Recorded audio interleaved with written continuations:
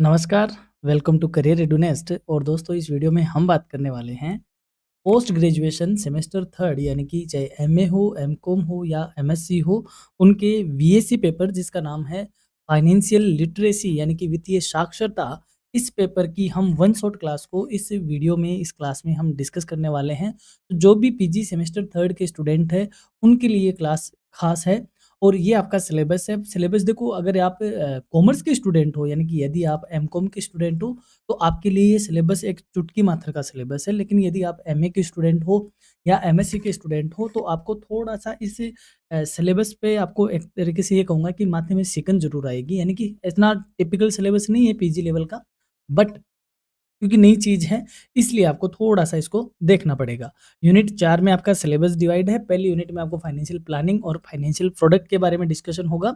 Second banking और digital payments है। Third investment planning और मैनेजमेंट से रिलेटेड है। एंड चौथी जो यूनिट है वो पर्सनल टैक्स से रिलेटेड आपकी यूनिट रहेगी। तो चलिए सबसे पहले हम बात करते हैं यूनिट फर्स्ट के साथ, जिसका जो कि रिलेटेड है financial planning and financial products के साथ। सबसे पहले हम बात करते हैं फाइनेंशियल प्लानिंग यानी कि वित्तीय नियोजन होता क्या है।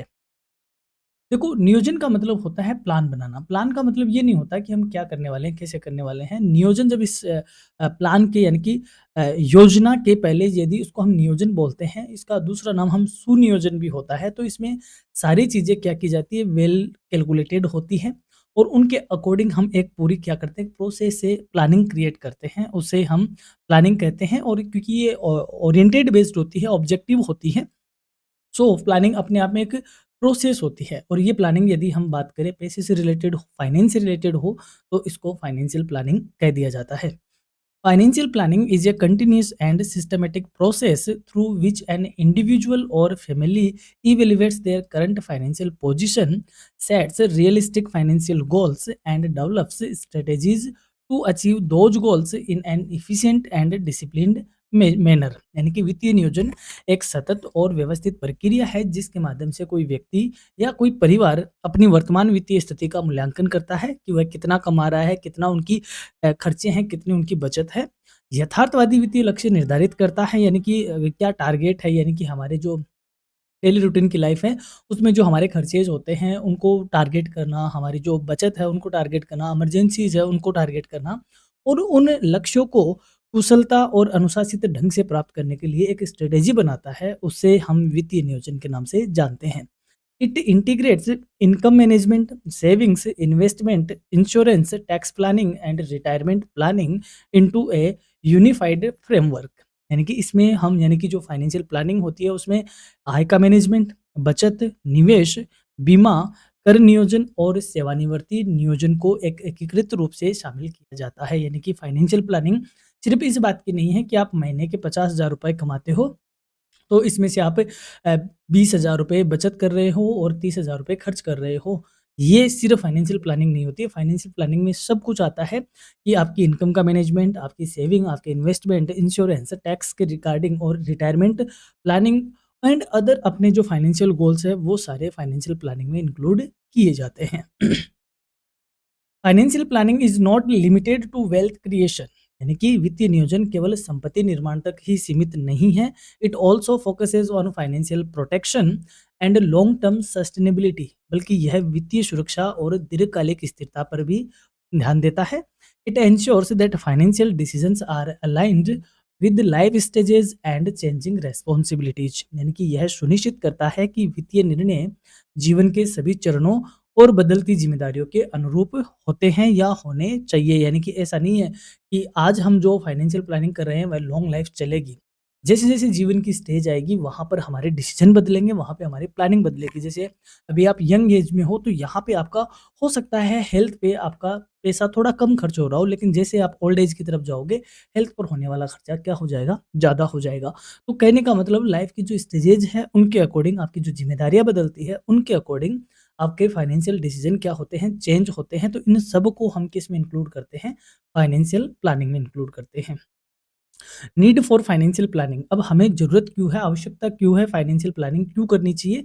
पहला है rising cost of living and inflation. सबसे पहली बात तो यही है कि जीवन यापन की लागतें बढ़ती रही है दिन दुगुनी रात चौगुनी, और साथ ही में मुद्रास्फीति बढ़ रही है, यानी कि इन्फ्लेशन बढ़ रहा है। इन्फ्लेशन का मतलब हम शॉर्ट में कहें तो क्या होगी?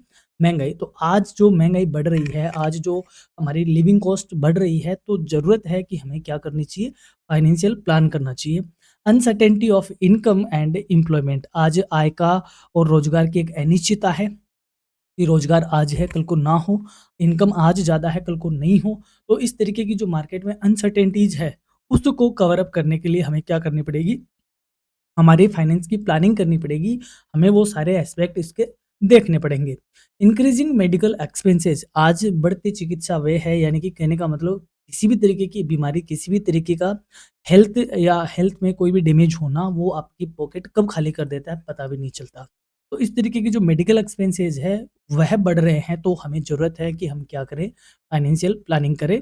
Future responsibilities such as education and retirement. जबकि अब बात करें भविष्य की जो चिंताएं हैं, भविष्य की जो जिम्मेदारियां हैं, चाहे वो शिक्षा से रिलेटेड हो, चाहे बच्चों को पालने से रिलेटेड हो, चाहे सेवानिवृत्ति से रिलेटेड हो, इन सारी चीज़ों को कवर अप करने के लिए फाइनेंशियल प्लानिंग की ज़रूरत है। रिस्क ऑफ अनएक्सपेक्टेड इमरजेंसीज़, यानी कि ऐसी इमरजेंसी जिनके बारे में हमने सोचा भी नहीं था, कोई आपातकाल हमारे कोई इमरजेंसी या कोई जोखिम आ जाए, आकस्मिक जो ऐसी विपदाएँ आती हैं, उनको कवर अप करने के लिए फाइनेंशियल प्लानिंग की क्या है, ज़रूरत है। तो ये वो सारे एस्पेक्ट हैं जो हमें बताते हैं कि हमें फाइनेंशियल प्लानिंग क्यों करनी चाहिए, या फाइनेंशियल प्लानिंग का क्या इम्पोर्टेंस है। अब बढ़ते हैं आगे। एलिमेंट्स ऑफ फाइनेंशियल प्लानिंग, यानी कि वित्तीय नियोजन के घटक क्या है, इसमें हम किन किन बातों को हम ट्रेस आउट करते हैं। सबसे पहला है इनकम प्लानिंग, यानी कि आय की नियोजन।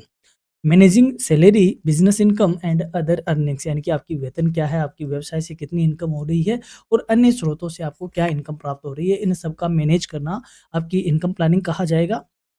एक्सपेंसेस प्लानिंग, यानी कि आपके खर्चों का नियोजन करना। Controlling and allocating expenses efficiently, यानी कि आपके खर्चे आपके नियंत्रण में हो और उनका सही अलॉटमेंट हो। यानी कि हम कई बार कहते हैं ना कि यार मेरे पास पैसे रुकते नहीं है, दैट मीन्स हमारा किस पे कंट्रोल नहीं है, या कौन सी हमारी प्लानिंग प्रॉपर नहीं है, हमारी एक्सपेंसेस की प्लानिंग प्रॉपर नहीं है। आप कैलकुलेट करो कि हाँ ऐसा ऐसे खर्चे हैं जो मेरे लगने ही वाले हैं, इससे वो खर्चे हैं जो मैं हवा में ही उड़ा देता हूँ, ये वो खर्चे हैं जिनको मैं कंट्रोल कर सकता हूँ। तो जब आप इन सारी चीज़ों को देखते हो, तो आप एक तरीके से क्या कर रहे हो? एक्सपेंसेस की प्लानिंग कर रहे हो। इस पे आपका कंट्रोल होना ज़रूरी है, और इसको आप सही एलोकेट करना आपको ज़रूरी है।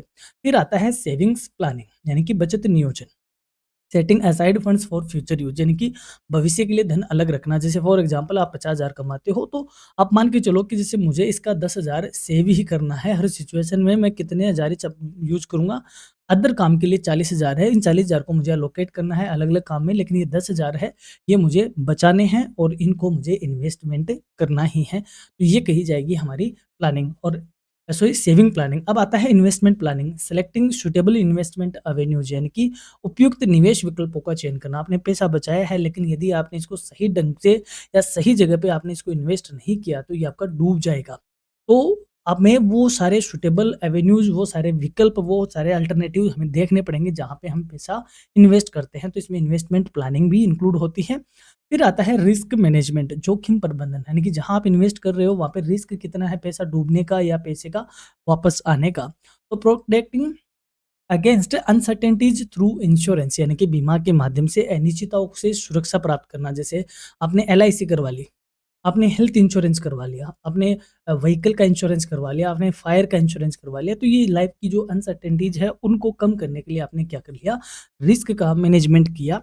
फिर है टैक्स प्लानिंग कर नियोजन, मिनिमाइजिंग टैक्स लायबिलिटी लीगली, यानी कि आप देखो कोई भी इंडिविजुअल है वो टैक्स कम से कम देना चाहेगा, लेकिन ऐसा नहीं कि आप टैक्स चोरी कर लो। लीगली आपसे जो भी टैक्स आप कम कर सकते हो, यानी कि जो कानूनी रूप से आपका जो कर का दायित्व है उसको कम करना, टैक्स नियोजन या टैक्स प्लानिंग कहा जाता है। उसके लिए आपको पीपीएफ में इन्वेस्ट करना, आपको सरकार की किसी स्कीम में इन्वेस्ट करना जहाँ से आपको रिबेट मिल सके, तो वो सारे इसी में कवर किए जाते हैं। तो फाइनेंशियल प्लानिंग की ये सारे क्या है एलिमेंट्स हैं, इन सबको हम इसमें देखते हैं, इन सबको हम इसमें स्टडी करते हैं, या यूँ कहें ये सारे फाइनेंशियल प्लानिंग में काम आते हैं।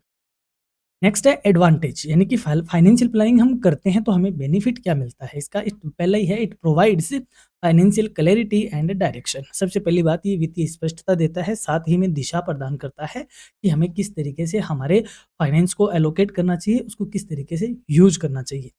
इट रिड्यूसेज फाइनेंशियल स्ट्रेस, ये हमें आर्थिक तनाव कम करने में मदद करता है, क्योंकि जब हम प्रॉपर तरीके से अपने पैसे का प्लान कर लेते हैं, अपने चीज़ों को प्रॉपर व्यवस्थित तरीके से हम कैरी आउट करते हैं, या यूँ कहें उनको क्लियर कर लेते हैं, तो हमारे कहीं न कहीं जो स्ट्रेस है फाइनेंस से रिगार्डिंग, उसको ये कम करता है। इट इम्प्रूव्स डिसीजन मेकिंग, ये हमारे निर्णय क्षमता में सुधार लाता है, यानी कि हमें जैसे चलते-फिरते हमें कितना खर्च करना है या नहीं करना है, तो ऐसे नहीं, यदि हम प्रॉपर प्लानिंग करेंगे तो ये हमारे वो जो डिसीजन मेकिंग है उनमें हमें हेल्प करेगा कि हमें ये डिसीजन लेना चाहिए या नहीं लेना चाहिए। It increases disciplined financial habit, और ये हमें अनुशासित वित्तीय आदत को प्रोत्साहित करता है कि हम एक सही डिसिप्लिन मैनर में अपनी सेविंग करें, डिसिप्लिन मैनर में हम इन्वेस्ट करें और डिसिप्लिन मैनर में हम खर्चे करें। तो ये हमें एक फाइनेंशियल डिसिप्लिन हमें अपने अंदर बिल्डअप होता है। It builds long term financial independence, और ये हमें दीर्घकालिक वित्तीय स्वतंत्रता का हमारे अंदर निर्माण करता है, क्योंकि हम इसमें रिटायरमेंट प्लान तक क्या कर चुके हैं, प्लान कर चुके हैं। तो ये हमें लंबे टाइम तक हमें एक वित्तीय स्वतंत्रता, दैट मीन्स हम कर्जे से मुक्त रहे, सिंपल सी बात है। हम पे आर्थिक तनाव ना रहे, इन सारी चीज़ें हमें ये as a benefit, as a advantage मिलता है, किससे, जब हम फाइनेंशियल प्लानिंग कर लेते हैं। Financial planning is dynamic in nature and requires periodic review and adjustment according to economic conditions and personal circumstances। यानी कि वित्तीय नियोजन गतिशील प्रकृति का होता है, क्योंकि हम जिस मार्केट में रहते हैं वो मार्केट ही क्या है, डायनेमिक है। तो जब हम जो हमारे आसपास की चीज़ें हैं वो गतिशील है, तो दैट मीन्स हमारी प्लानिंग भी क्या है, डायनेमिक है। और आर्थिक परिस्थितियों और व्यक्तिगत स्थितियों के अनुसार समय समय पर समीक्षा करना जरूरी होता है। यानी कि ऐसी नहीं है कि आज हमने जो प्लानिंग कर ली अब हम इस पे लकीर के फ़कीर हो गए कि हम तो यही करेंगे, ऐसा नहीं। परिस्थिति के अकॉर्डिंग और हमारी जो इकोनॉमिक सर्कमस्टेंसेस होते हैं उनके अकॉर्डिंग हमें इन चीज़ों में बदलाव करना पड़ता है, रिव्यू करना पड़ता है कि हमने इतना-इतना सोचा था कि हम महीने के 10,000 रुपए सेव करेंगे, इन्वेस्ट करेंगे। हो सकता है हमारी परिस्थितियाँ थोड़ी बेटर हो, तो हम 10 की बजाय इसको कितने तक ले जाएँ, 15 तक ले जाएँ। तो ऐज़ पर कंडीशन, ऐज़ पर सर्कमस्टेंसेस इसमें रिव्यू करना ज़रूरी है, इसको चेंज करना ज़रूरी है। दैट्स व्हाई ये क्या होती है, डायनामिक नेचर की होती है। अब आते हैं फाइनेंशियल प्रोडक्ट्स की तरफ, यानी कि वित्तीय उत्पाद। वित्तीय उत्पाद सीधा-सीधा रिलेटेड है इन्वेस्टमेंट से, यानी कि जब हम हमारा पैसा इन्वेस्ट करते हैं तो कहाँ-कहाँ कर सकते हैं, वो सारी चीज़ें फाइनेंशियल प्रोडक्ट कही जाती हैं। Financial products are formal financial instruments designed to meet various financial needs such as savings, investment, protection and borrowing। यानी कि वित्तीय उत्पाद औपचारिक वित्तीय साधन हैं जिन्हें बचत, निवेश, सुरक्षा और ऋण की आवश्यकताओं को पूरा करने के लिए बनाया जाता है। These products are offered by banks, insurance companies, mutual funds houses, non-banking financial companies and government institutions. ये उत्पाद हमें बैंक प्रोवाइड करवाते हैं, बीमा कंपनियां देती है, म्यूचुअल फंड संस्थाएं देती है, या एनबीएफसी यानी कि नॉन जो गैर बैंकिंग वित्तीय कंपनियां हैं, या सरकारी संस्थाएं भी हमें ये प्रदान करती है। जैसे फॉर एग्जांपल सरकार का टी बिल होता है, आरबीआई इशू करता है, टी बिल में इन्वेस्ट किया जाता है। टी बिल 3 तरह के होते हैं, 91 डेज, 182 डेज एंड 364 डेज। ठीक है? तो ये गवर्नमेंट की तरफ से क्या है, एक इंस्ट्रूमेंट है जहाँ से गवर्नमेंट पैसा अराइज़ करती है, यानी कि मार्केट से पैसा उठाती है। तो ये एक क्या है, इंस्ट्रूमेंट है, मनी मार्केट का इंस्ट्रूमेंट है। तो इनको हम क्या बोलते हैं, फाइनेंशियल प्रोडक्ट बोलते हैं। जैसे आपने किसी कंपनी के शेयर में, यानी इक्विटी शेयर में आपने क्या कर दिया, इन्वेस्टमेंट कर दिया, तो इक्विटी शेयर क्या कहे जाते हैं, फाइनेंशियल प्रोडक्ट्स कहे जाते हैं। नेक्स्ट अब बात करते हैं financial products differ in terms of, यानी कि वित्तीय उत्पादों की भिन्नता क्या है। यानी अलग-अलग वित्तीय उत्पाद अलग-अलग तरीके के होते हैं। रिस्क लेवल के अकॉर्डिंग, यानी कि जोखिम का स्तर, जैसे अगर आप सरकार की सिक्योरिटीज़ में इन्वेस्टमेंट करोगे तो वहाँ पैसा डूबने की जोखिम क्या होती है, कम होती है। तो जोखिम का स्तर के अकॉर्डिंग फाइनेंशियल प्रोडक्ट अलग-अलग होते हैं। तो इसका एक सिंपल सी सीधी ये भी मानो कि जहाँ रिस्क कम होती है वहाँ रिटर्न भी क्या होता है, कम होता है। जहाँ रिस्क हाई होता है रिटर्न भी हाई होता है। रिटर्न पोटेंशियल यानी कि प्रतिफल की संभावना कितनी है। लिक्विडिटी यानी कि तरलता कितनी है। तरलता का मतलब होता है किसी चीज़ को आप वापस कैश में कितनी जल्दी कन्वर्ट करवा सकते हो, वह क्या कही जाती है, उसकी लिक्विडिटी। जैसे शेयर है, आपने इक्विटी शेयर में इन्वेस्ट कर रखा है, आपने क्या किया, दिन में ट्रांजैक्शन किया और शाम को आपके खाते में क्या आ जाएँगे, कैश आ जाएँगे। दैट मीन्स ये क्या है, काफ़ी लिक्विड है, लेकिन वहीं आपने कहीं ज़मीन में यानी कि कहीं आपने क्या बोलते हैं इसको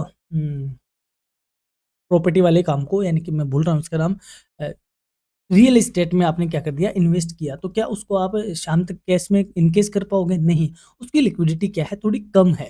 तो उसकी लिक्विडिटी कितनी है उसके अकॉर्डिंग भी फाइनेंशियल प्रोडक्ट डिफर होते हैं। टेन्योर यानी कि उनकी अवधि कितनी है, वह 1 साल का है, 1 हफ्ते का है, मोर देन 2 ईयर्स है, मोर देन 15 ईयर्स है, क्या है? और उसका टैक्स बेनिफिट क्या है? यानी कि उसमें आपको इन्वेस्टमेंट करने से सरकारी तरफ से टैक्स में आपको रिबेट मिलती है या नहीं मिलती है? तो ये सारी चीज़ें हमारे अलग-अलग उत्पादों में क्या करती है, वैराइटीज़ पैदा करती है। क्लासिफिकेशन ऑफ फाइनेंशियल प्रोडक्ट यानी कि वित्तीय उत्पादों का वर्गीकरण हम 4 तरीके से कर सकते हैं। पहला है सेविंग ओरिएंटेड प्रोडक्ट्स यानी कि बचत उन्मुख उत्पाद, जहाँ पर हम हमारे पैसे को बचाने के पर्पज़ से क्या करते हैं, रखते हैं, वो सेविंग ओरिएंटेड कहे जाते हैं। इन्वेस्टमेंट ओरिएंटेड यानी कि जहाँ पर हम हमारे पैसे को निवेश करने के पॉइंट ऑफ व्यू से क्या करते हैं, उसमें रखते हैं, वो इन्वेस्टमेंट ओरिएंटेड होते हैं। फिर एक होता है प्रोटेक्शन ओरिएंटेड यानी कि जहाँ पर हम सुरक्षा के माइंडसेट से हम उनमें इन्वेस्ट करते हैं। जैसे फॉर एग्ज़ाम्पल इंश्योरेंस, तो इंश्योरेंस में आपका इन्वेस्टमेंट का काम नहीं होता है, इंश्योरेंस देता है हमें सेफ्टी या प्रोटेक्शन, तो ये एक प्रोटेक्शन ओरिएंटेड प्रोडक्ट है। फिर आता है क्रेडिट ओरिएंटेड प्रोडक्ट यानी कि उन्मुख उत्पाद, जहाँ से हमें पैसा मिलता है यानी कि उधार मिलने की सुविधा होती है, that is credit oriented products. इन चारों को देख लेते हैं। सबसे पहले बात करते हैं सेविंग ओरिएंटेड यानी कि बचत उन्मुख। These products focus on safety and capital preservation यानी कि ये जो उत्पाद है ये हमें पूंजी की सुरक्षा पर ध्यान केंद्रित करते हैं। यानी कि जैसे जो पैसा आपके पास घर पे पड़ा है वो आपने बैंक में रख दिया, तो एक तरीके से ये हमारे पैसे को क्या करता है, प्रिजर्व करता है, सुरक्षित करता है। इसमें हम अलग अलग होते हैं, सेविंग अकाउंट होता है, फिक्स डिपॉजिट अकाउंट होता है, रिकरिंग डिपॉजिट होता है, पोस्ट ऑफिस सेविंग स्कीम्स होती है।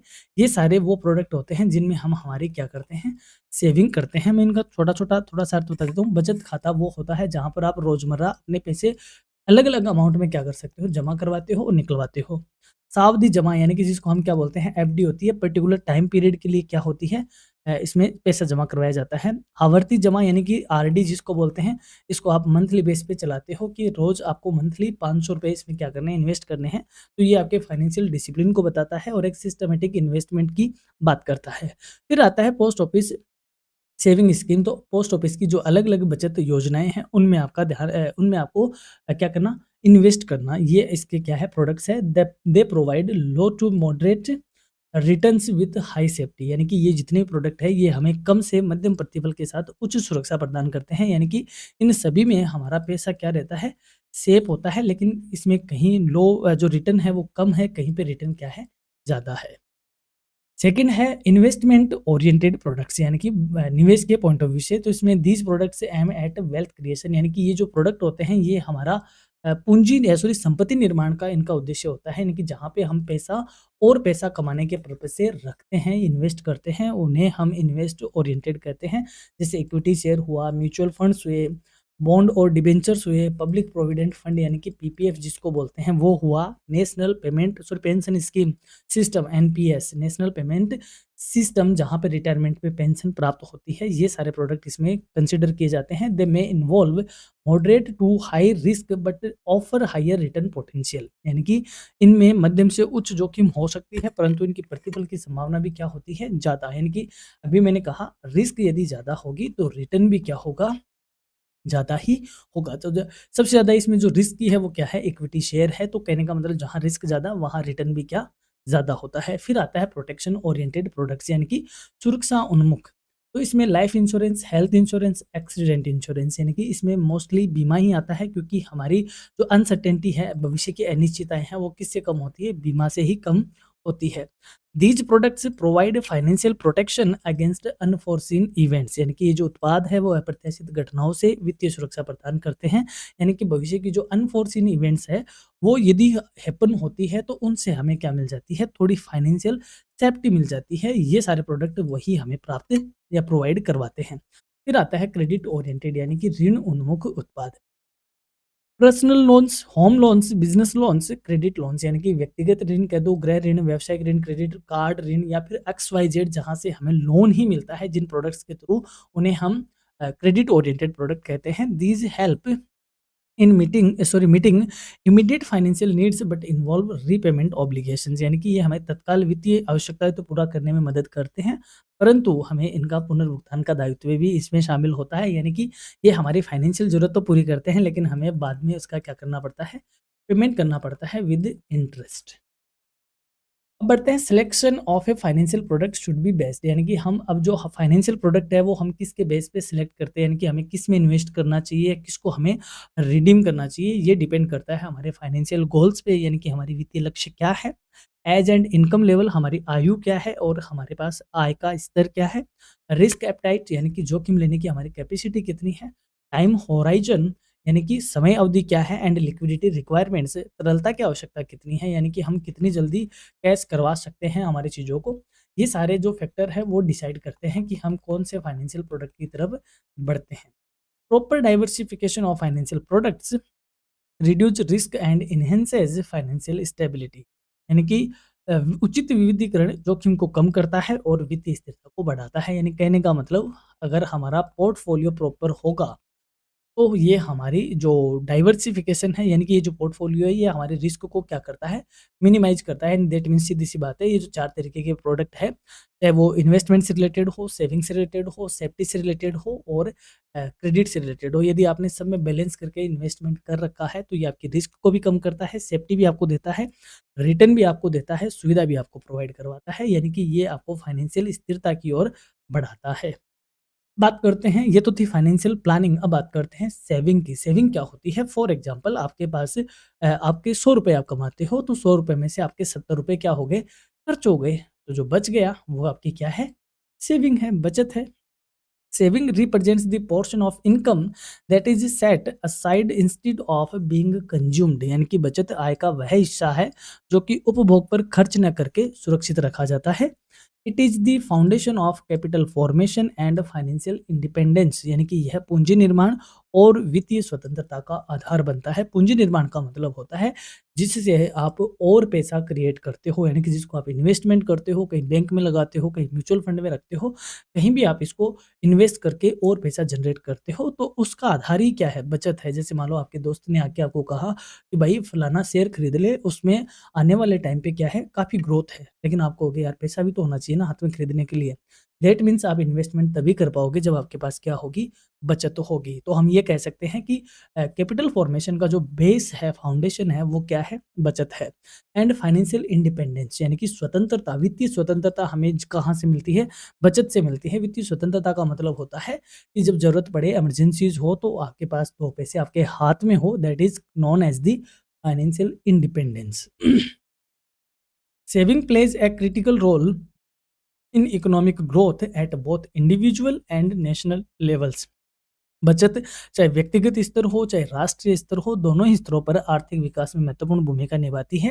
At the individual level it creates financial security, at the national level it supports investment and development. यानी व्यक्तिगत स्तर पे बात करें तो ये वित्तीय स्थिरता सुरक्षा वित्तीय सुरक्षा प्रदान करती है, जबकि अगर हम राष्ट्रीय स्तर की बात करें तो यह निवेश और विकास को समर्थन देती है। यानी कि नेशनल लेवल पे ये ओवरऑल इन्वेस्टमेंट को बढ़ाती है, ओवरऑल नेशनल की ग्रोथ, यानी कि नेशन ग्रोथ की बात करती है। जबकि व्यक्तिगत स्तर की बात करें तो एक पर्टिकुलर व्यक्ति को ये फाइनेंशियल सेफ्टी प्रोवाइड करवाती है। रीजन्स फॉर सेविंग, यानी बचत के क्या कारण हैं? प्रिकॉशनरी मोटिव फॉर इमरजेंसीज, यानी कि हम सावधानी उद्देश्य, यानी कि आपात स्थिति के लिए पैसा बचाते हैं। यानी कि आपके पास जो पैसा है, जैसे फॉर एग्जांपल आज आप 50,000 रुपए कमा रहे हो, क्या अब ये है क्या कि 50,000 उड़ा देंगे ऐसे कैसे? नहीं, आप हमेशा फ्यूचर के बारे में भी सोचोगे, यार 2 पैसे बचाने चाहिए, किसी भी तरीके की इमरजेंसी हो सकती है। तो ये हमारे प्रिकॉशनरी उद्देश्य होते हैं। Speculative motive for future opportunities, यानी सट्टात्मक उद्देश्य होते हैं। सट्टात्मक उद्देश्य क्या होता है? जैसे फॉर एग्जांपल, एक छोटा-सा एग्जांपल दूँ कि जैसे मान लो आप अपने गाँव से सीकर पढ़ने जाते हो। गाँव से सीकर जाने का किराया लगता है 20 रुपए और आने का किराया लगता है 20 रुपए। तो क्या आप अपनी जेब में 40 रुपए लेके जाते हो? नहीं। आपके पापा या मम्मी कहता है कि बेटा कम से कम जेब में 500 रुपए रखा कर, या 100, 150 या 200 रुपए रखा कर। अब इनको हम डिवाइड करते हैं। 40 रुपए वो जो आपकी डेली रूटीन की नीड है, जो आपके नीड है डेली रूटीन की, उनके लिए आप पैसा रखते हो, तो वो तो आपके खर्च ही होंगे, तो वो तो हमारी बचत का हिस्सा ही नहीं है। अब बात करें आपने मान लो ₹200 आप एनी टाइम अपने पास रखते हो, तो जो ₹160 हैं वो आपने क्यों रखे हैं कि यदि कोई बीच में मान लो कोई ऐसा काम हो जाए, कुछ भी जहाँ ज़रूरत पड़े तो आप ₹150 उसमें से यूज़ कर सको। ये हो गए आपके प्रिकॉशनरी मोटिव। और स्पेक्युलेटिव मोटिव क्या होते हैं कि जैसे मान लो आप बाज़ार गए, मम्मी ने आपसे कहा कि ये राशन लेके आना, तो मम्मी का जो काम था वो ₹500 का था। लेकिन आप ये कहते हो कि मम्मी एक काम कर, ज़्यादा पैसे दे दे, 600-700 दे दे। क्यों? यदि आपने जो चीज़ बताई है, यदि मान लो बल्क में खरीदने पे थोड़ी सस्ती होती है, जैसे by one get one free का कोई ऑफ़र होता है, ₹2 ज़्यादा देकर, तो मैं उस अपॉर्च्युनिटी को क्या कर सकूँगा? रिडीम कर सकूँगा। तो इसे बोलते हैं स्पेक्युलेटिव मोटिव, यानी कि यदि फ्यूचर में या फिर हम जो काम कर रहे हैं, वहाँ पर यदि हमें कोई अपॉर्च्युनिटीज़ दिख रही होती है, तो उस अपॉर्च्युनिटी को हम रिडीम कर सकें, भुना सकें, उसके लिए उसको हम स्पेक्युलेटिव मोटिव कहते हैं। फिर आता है लाइफ साइकिल मोटिव, यानी कि जीवन चक्र उद्देश्य। आज आप जवान हो, आज आपकी यंग एज है, तो आपको ऐसा नहीं लग रहा, लेकिन भविष्य बुढ़ापे में जब आप कमा नहीं पाओगे, तो आप अपना रिटायरमेंट प्लान तैयार करोगे कि मुझे एक प्रॉपर पेंशन मिल सके, प्रॉपर मेरे पास फाइनेंस हो। तो इन सारी चीज़ों के लिए भी आप बचत करते हो। गोल ओरिएंटेड मोटिव होते हैं कि मुझे एजुकेशन भी करनी है, हाउस भी लेना है, बंगला, गाड़ी, शादी ये सब करने हैं। तो ये हमारे गोल ओरिएंटेड मोटिव होते हैं, जिनके लिए हम क्या करते हैं, बचत करते हैं। अब बात करें characteristics of good saving habit, यानी कि अच्छी आदत की क्या विशेषताएं हैं, हमें अच्छी आदत किस तरीके से, मतलब बचत की अच्छी आदत कौन सी होती है। पहली बात, it is regular and systematic, यानी कि यह नियमित होती है और व्यवस्थित होती है। गोल बेस्ड, यानी कि आपका कोई ना कोई लक्ष्य होता है, यानी कि जैसे आपने गुल्लक बना लिए, ठीक है?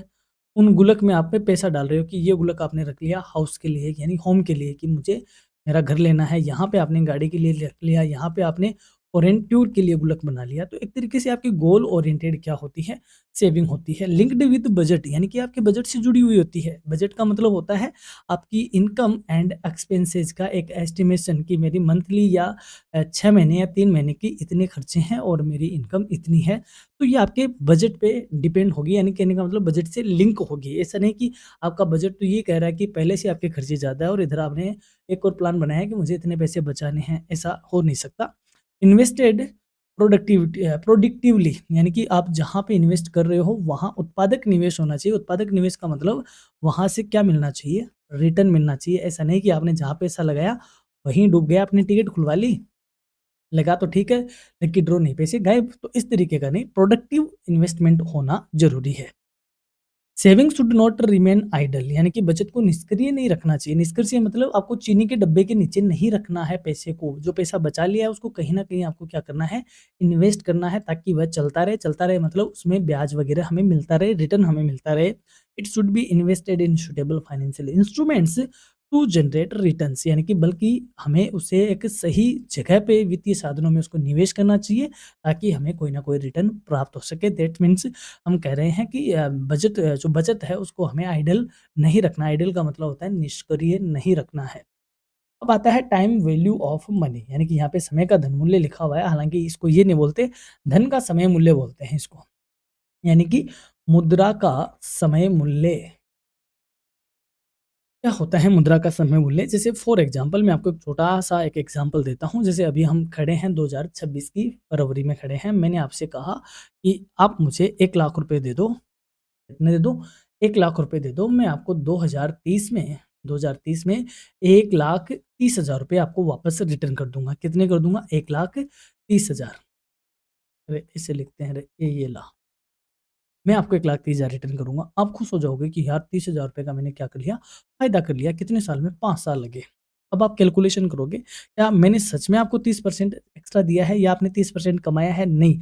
आप कैलकुलेशन करोगे कि सर आज जो 1 लाख रुपए की वैल्यू है, वो वैल्यू भविष्य के, यानी कि 2030 के 1,30,000 रुपए से तो कई गुना ज़्यादा है। यानी कि आज का 1 लाख रुपए 2030 के तकरीबन अ, 1,50,000 रुपए के तो बराबर होगा। यानी कि जो चीज़ आज हम 1 लाख में खरीद पा रहे हैं, वही चीज़ 2030 में उसी चीज़ को खरीदने के लिए हमें कितने रुपए देने पड़ेंगे? 1,50,000 देने पड़ेंगे। दैट मीन्स आपको तो मिला कितना है? 31 ही मिला है, अभी भी आप घाटे में ही हो। इसको बोलते हैं टाइम वैल्यू ऑफ मनी, यानी कि समय के साथ-साथ इन्फ्लेशन बढ़ता है मार्केट में। इन्फ्लेशन बढ़ता है तो मनी की जो परचेजिंग पावर है, वह क्या होती है? कम होती है। तो जो आज का पैसा है, यानी कि जो हमारा वर्तमान का पैसा है, वो भविष्य के पैसे से क्या है? ज़्यादा महँगा है, या यूँ कहें भविष्य का पैसा है जो वर्तमान के पैसे से क्या है? कमज़ोर है किस मामले में? परचेजिंग पावर के मामले में। तो आई होप आप इस चीज़ को समझ गए होंगे। थोड़ा-सा टेक्निकल कॉन्सेप्ट है, ज़्यादा कॉन्सेप्ट नहीं है, पीजी लेवल पे आप इन चीज़ों को बहुत ईज़िली समझ पाते हो। The time value of money is fundamental principle of finance which explain that a sum of money received today is more valuable than the same sum received in the future। यानी कि समय का है, मुद्रा का जो समय मूल्य है, यह सिद्धांत वित्त का एक मूलभूत सिद्धांत है जो कि यह स्पष्ट करता है कि आज प्राप्त धनराशि भविष्य में प्राप्त होने वाली इक्वल धनराशि से भी क्या होती है, अधिक मूल्यवान होती है। जैसे 2026 के 10,000 रुपए और 2028 के 10,000 रुपए इक्वल दिखने में इक्वल है, लेकिन जो 2026 के 10,000 है उनकी बाइंग पावर 2028 के 10,000 से ज़्यादा है। इस सिद्धांत का मुख्य कारण यह है कि धन में, यानी कि the basic reason behind it this principle is that money has the capacity to earn returns. यानी कि इस सिद्धांत का मेन पर्पज या कारण यह है कि धन में आय अर्जित करने की क्या होती है, क्षमता होती है। यानी कि आज जो पैसा आप इन्वेस्ट करते हो तो इसमें इंटरेस्ट हमें जनरेट होता है, तो पैसे में भी पैसा क्रिएट करने की क्या होती है, पावर होती है। When money is invested, it generates interest or profit and therefore it's value increases over time. यानी कि जब धन को हम निवेश करते हैं तो इसमें ब्याज और लाभ उत्पन्न होता है इससे, और इस प्रकार समय के साथ इसका मूल्य बढ़ जाता है, यानी कि इसकी क्वांटिटी बढ़ जाती है। क्वांटिटी बढ़ जाती है बट समय के साथ मार्केट में इन्फ्लेशन वगैरह बढ़ती है तो इसकी जो बाइंग कैपेसिटी है वो क्या हो जाती है, कम हो जाती है। नेक्स्ट है reason for time value of money. यानी कि क्या कारण है समय के मुद्रा के समय मूल्य के पीछे। Money has earning potential because it can be invested in banks, bonds, shares और अदर फाइनेंशियल इंस्ट्रूमेंट्स। धन में आय अर्जित करने की क्षमता होती है क्योंकि इसे बैंक, बॉन्ड, शेयर या अन्य वित्तीय साधनों में निवेश किया जा सकता है। The return earned on investment increases the original amount. यानी कि और जो निवेश हमें प्राप्त होता है, यानी कि निवेश से जो प्रतिफल प्राप्त होता है वो हमारी मूल जो धनराशि है उसको बढ़ाता है। Inflation reduce the purchasing power of money over time. जबकि जो मुद्रास्फीति है वो समय के साथ धन की क्रय शक्ति को कम कर देती है। The same amount of money will be buy fewer goods and services in the future compared today. समान धनराशि भविष्य में आज की तुलना में कम वस्तुएं और सेवाएं खरीद पाएगी। जैसे मैं आपको एग्जांपल दूं, जब हम छोटे हुआ करते थे तो पार्ले जी का बिस्किट 4 रुपए का आया करता था और उसमें 16 पीस आते थे। आज पार्ले जी का बिस्किट 5 रुपए का आता है और तकरीबन उसमें 10 पीस आते हैं। तो देखो, पैसे तो ज़्यादा और हैं लेकिन परचेजिंग पावर आज के 5 रुपए की उस टाइम के 4 रुपए से भी क्या है, कम है। तो मतलब क्या हुआ कि जो इन्फ्लेशन है, महँगाई है, वो परचेजिंग पावर क्या करती है, रिड्यूस कर देती है। There is always uncertainty associated with future payments. यानी कि भविष्य में प्राप्त होने वाले धन के साथ हमेशा अनिश्चितता जुड़ी हुई होती है। Receiving money today eliminates the risk related to delay और नॉन पेमेंट। यानी कि जो आज का धन है, प्राप्त कर लेने से विलंब या भुगतान न होने की जोखिम से बचाव हो जाता है। यानी कि कहने का मतलब, वो बोलते हैं ना, आपने एक कहावत सुनी होगी, नो नगद न तेरा उधार, नो नगद न तेरा उधार। यानी कि हम बोलते हैं ना, वो कोई हमसे सामान लेके जाता है कि भाई 13 रुपए में दे दे, मैं 1 महीने बाद दे दूँगा। जबकि एक दूसरा ग्राहक आता है कि वो 9 रुपए में लेना चाहता है। तो ये कहा जाता है कि आज जो पैसा मिल रहा है, वह हमारी जो रिस्क है उस पैसे से रिलेटेड, या तो पैसा हमें बहुत देरी से मिलेगा या पैसे का पेमेंट होगा ही नहीं। तो उन सारे रिस्क से बचाता है हमें आज का पैसा।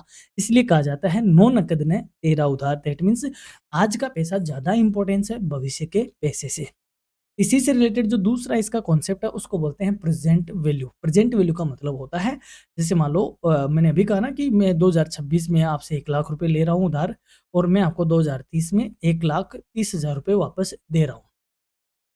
तो अब हम ये जो भविष्य में हमें 1,30,000 रुपए मिलने वाला है, उसकी वैल्यू आप आज यहीं कैलकुलेट करना चाहोगे कि जो 1,30,000 रुपए हैं, उसकी वर्तमान वैल्यू क्या है? तो आप यहाँ पे पाओगे कि जो आज का 60,000 रुपए है, या यूँ कहें आज का जो 80,000 रुपए हैं, 2026 का जो 80,000 रुपए हैं, वही वैल्यू 2030 के 1,30,000 रुपए की होगी। यानी कि जो सामान आप 2026 में 80,000 रुपए से खरीद पा रहे हो, वही सामान 2030 में आपको 1,30,000 रुपए में मिलेगा।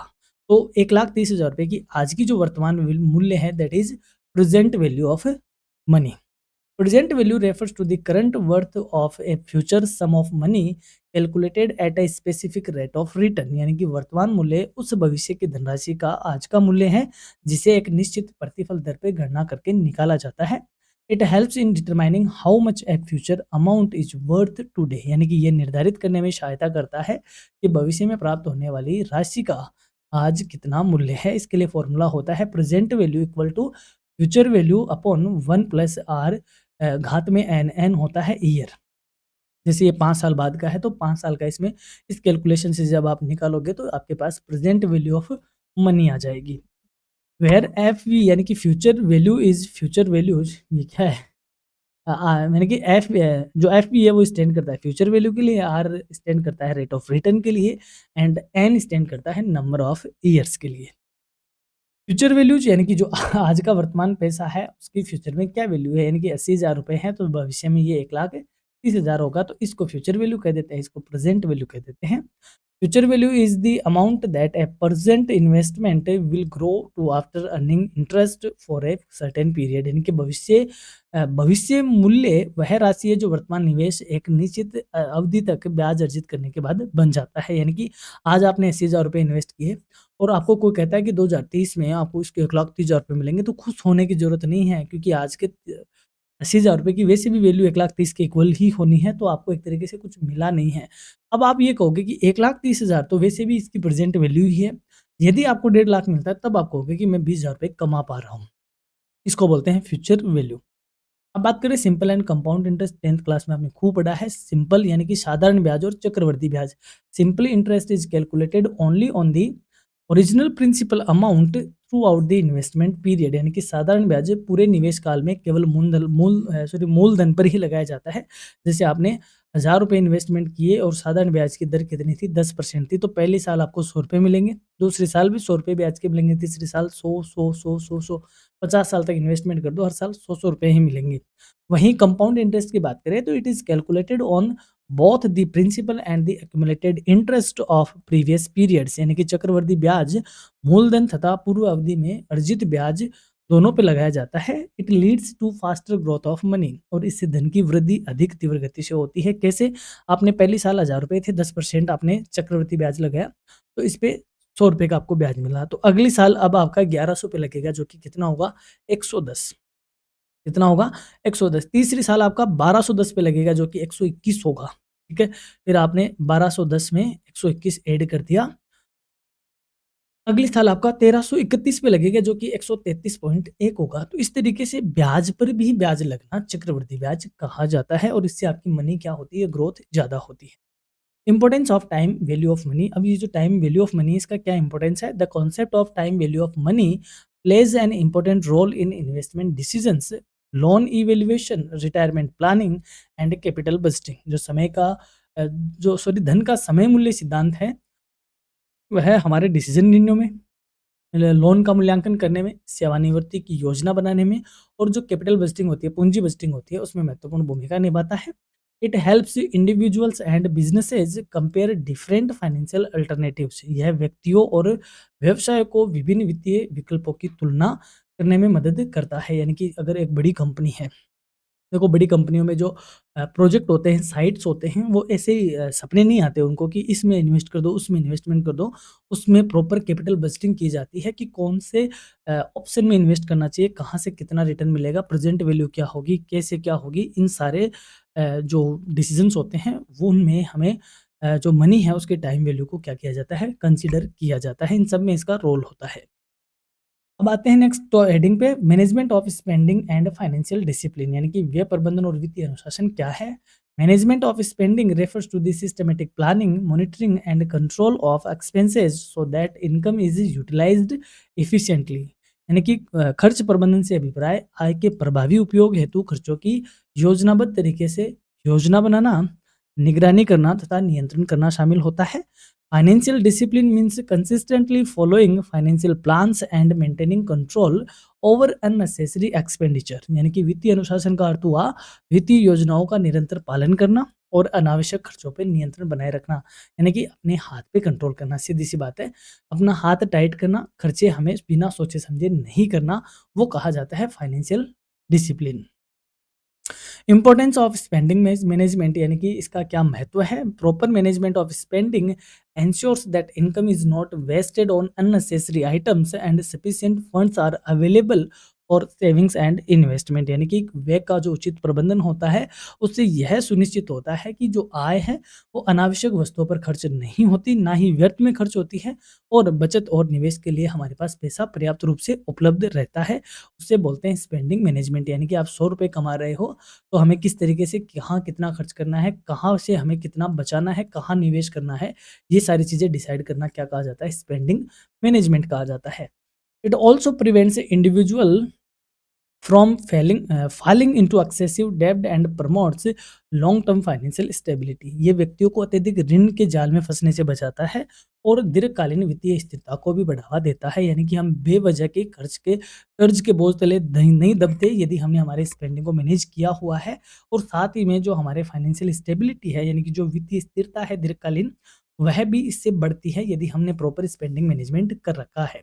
अब बात करते हैं बजटिंग की। बजटिंग का मतलब होता है आपने अपनी इनकम को एक जगह रखा, आपने अपने एक्सपेंसेस को एक जगह रखा और उसके लिए आपने एक शीट बना ली, एक प्रॉपर फॉर्मेट डिजाइन किया, उससे हम बोलते हैं बजटिंग। यानी इस शीट को हम बजट बोलते हैं और इस को बनाने की जो प्रोसेस होती है that is budgeting. A budget is a financial statement that estimates income and expenses for a specific period। यानी कि बजट एक वित्तीय विवरण है जो कि एक निश्चित अवधि के लिए आय और व्यय का अनुमान प्रस्तुत करता है। Preparing a budget helps in allocating income to different categories such as necessity, savings and discretionary spending। यानी कि बजट तैयार करने से आय की आवश्यकताओं का बचत और वैकल्पिक व्यय जैसी विभिन्न श्रेणियों में विभाजित करने में हमें क्या मिल जाती है, सहायता मिलती है। One popular method is the 50-30-20 rule, where 50% of income is spent on necessity, 30% on personal wants and 20% is saved। यानी कि एक प्रचलित विधि होती है जिसमें 50-30-20 का रूल चलता है। 50 का मतलब हुआ कि हमारी इनकम का 50% हमने हमारी आवश्यकताओं पे खर्च कर लिया, 30% हमने हमारी व्यक्तिगत इच्छाओं पे खर्च कर लिया और 20% हमने बचत के लिए रख दिया। इसे 50-30-20 का रूल कहते हैं। इसको बोलते हैं प्रॉपर बजटिंग। यानी प्रॉपर बजटिंग का मतलब हुआ इनकम और एक्सपेंसेस का एक प्रॉपर पीरियड के लिए प्रॉपर एक एस्टिमेशन लगाना, that is budgeting. Next expenses tracking यानी कि खर्चों का को ट्रेस करना।